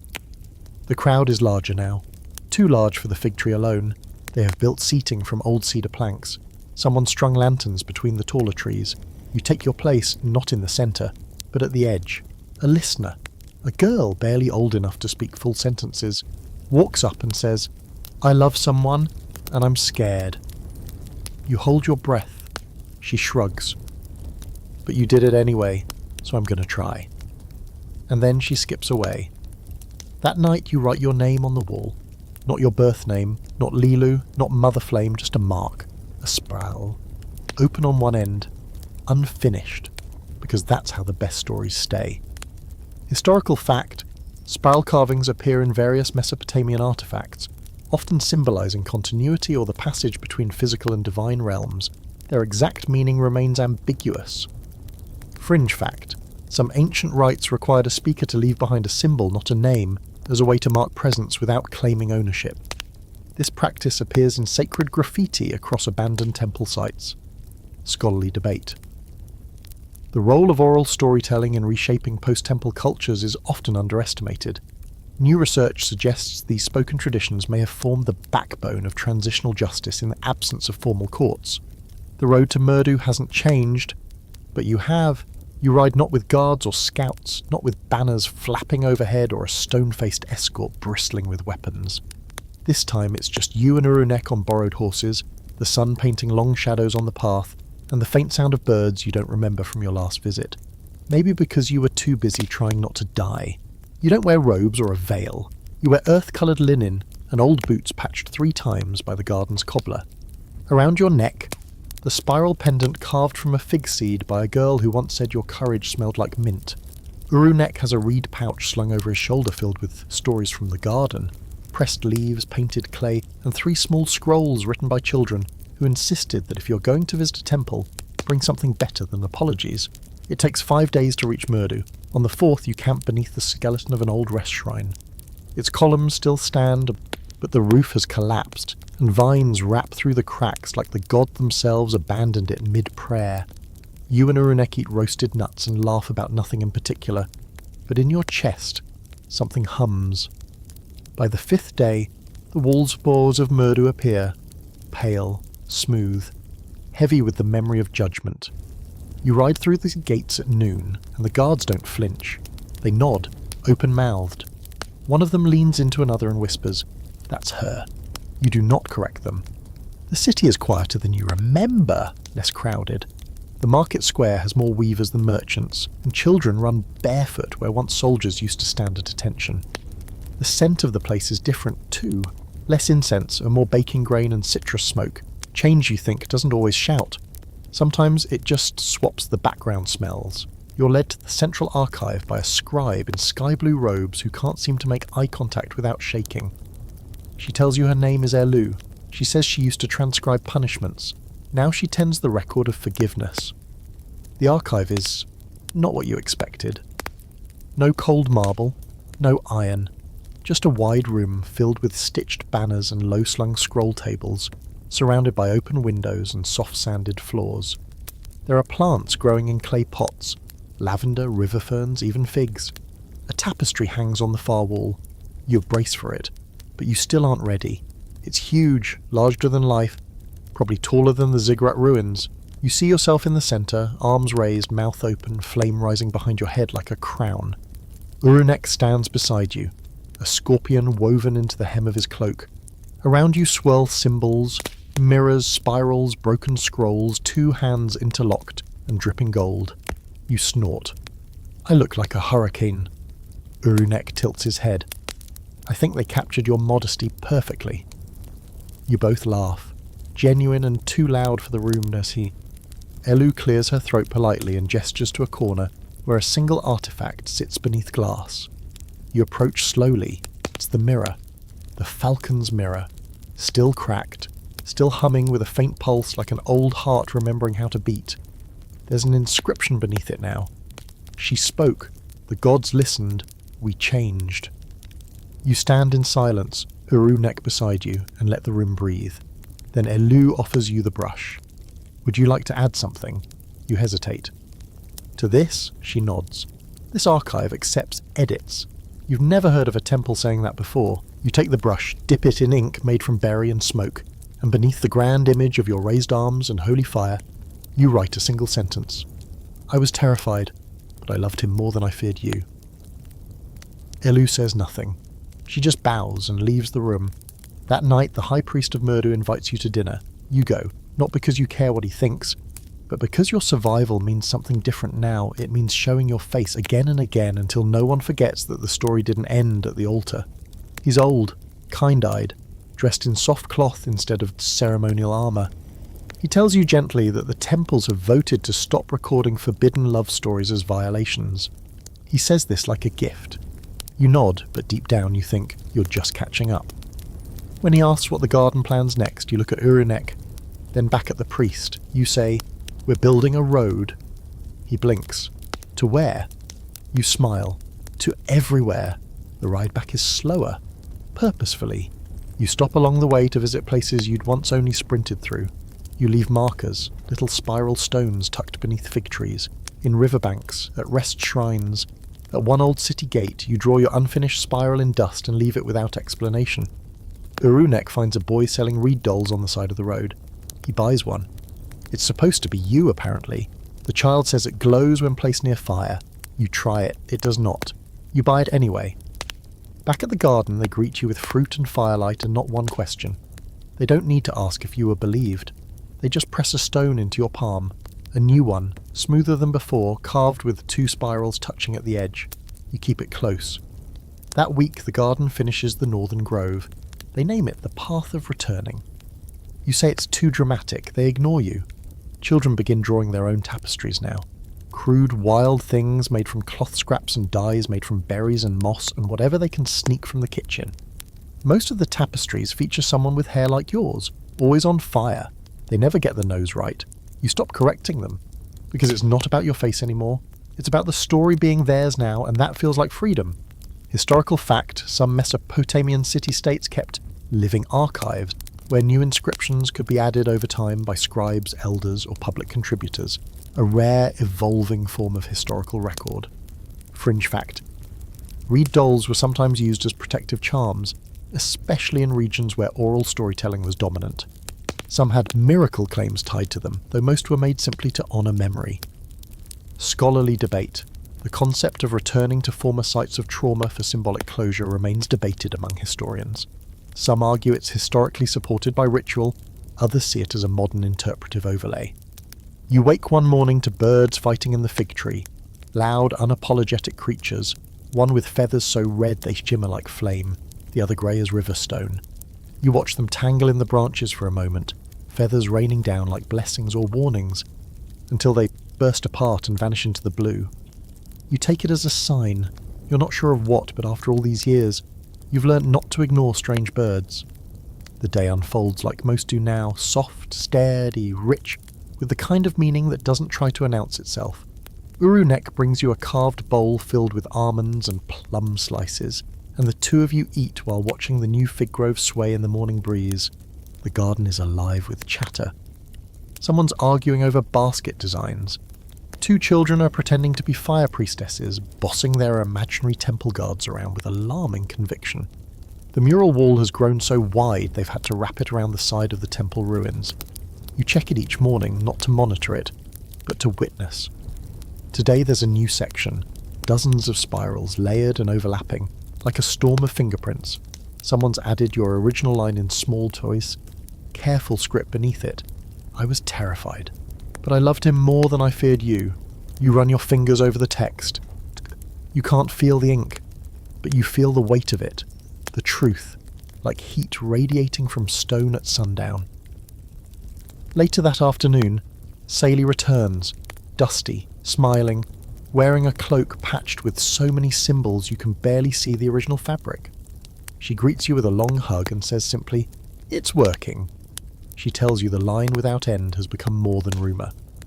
It's now a map of sorts, hidden paths between gardens, plural, places where love and truth and ruin and choice are being replanted. In the southern hills, a school named after Uru-nek has been built by former soldiers who refuse to swear loyalty to any flag. In the marshlands, 2 women keep an archive of forbidden names, inked carefully on silk and released into the wind at each new moon. Their story is not just being told, it's being lived. And then Sailey gives you the letter. It's sealed with green wax, stamped not with a crest, but a symbol you know by heart. The open spiral. You break the seal. Inside, a simple message, in handwriting you don't recognise. I am told you are the first to survive it. I am the most recent to try. She is a farmer. I am a scholar. They tell us to hide, we refuse. Thank you for the fire. You fold the letter and press it to your chest. Uru-nek watches from across the garden, his eyes soft with a smile he doesn't speak. You walk to him. Drop the letter in his lap and say, "They're still choosing." He nods. "And they're still scared?" "Of course," you say, "but they're doing it anyway." That night, you climb to the top of the temple ruins and sit with your knees pulled to your chest, watching the stars blink into place. You remember what it felt like to think the gods were watching you, judging you, waiting to strike. You remember flinching at shadows, whispering names in secret, wishing the world would break so you could be free. And now the gods are quiet, not absent, just quiet, as if they're listening instead of demanding. And for once, the story doesn't feel like something written by someone else. It feels like a tool in your hand, a rope, a seed. You spend the next day writing again, not in scrolls, but on bark, in charcoal. A record not of war or exile or judgment. A record of the in-between, how to prune a fig tree so it grows fruit in a drought. How to heal a blister made by too tight sandals. How to sleep beside someone who once carried a sword against you. You call it the Companion's Almanac. You leave it on the bench beneath the oldest fig. You don't tell anyone. They find it anyway. A week later, someone adds a page, then another. The book becomes a chorus. Advice, recipes, poems that don't rhyme. Truths that no one dares say in city temples. Pages filled with every form of love and longing, stitched together by the people who were never meant to meet, and did. Eventually, the children ask if they can start a copy. You smile and say yes, because the only stories that last are the ones you let go of. One evening, the original girl, the one who once called you Mother Flame, sits beside you by the fire, her arms longer now, her voice deeper. "Is it true," she asks, "that the gods never punished you?" You think for a long time before answering. "They tried," you say. "But I was too busy living." She grins, then leans her head on your shoulder. "I want that kind of life." You're already in it. She falls asleep beside you, and as the fire cracks and the stars watch from above, you realise this isn't the epilogue. It's just the next part of the myth. The part no one used to write. The part where the lovers live, where the garden grows, where the children don't have to pick between truth and safety. You close your eyes and let the quiet wrap around you like a second skin, because this is what survival feels like. Not loud, not perfect, but yours. Historical fact: clay tablets discovered in Mesopotamian domestic sites show not just political records, but personal reflections, fragments of dreams, household lessons, and local advice passed from one generation to the next. Fringe fact: a few scattered documents suggest the existence of wandering almanac circles, groups who compiled practical and emotional knowledge into shared mutable texts. Most of these were never officially sanctioned, but travelled by word of mouth and script. Scholarly debate. Some scholars argue that the final phase of great empires often included a flowering of non-official writing, personal journals, community records, and hybrid storytelling practices once considered too marginal to preserve.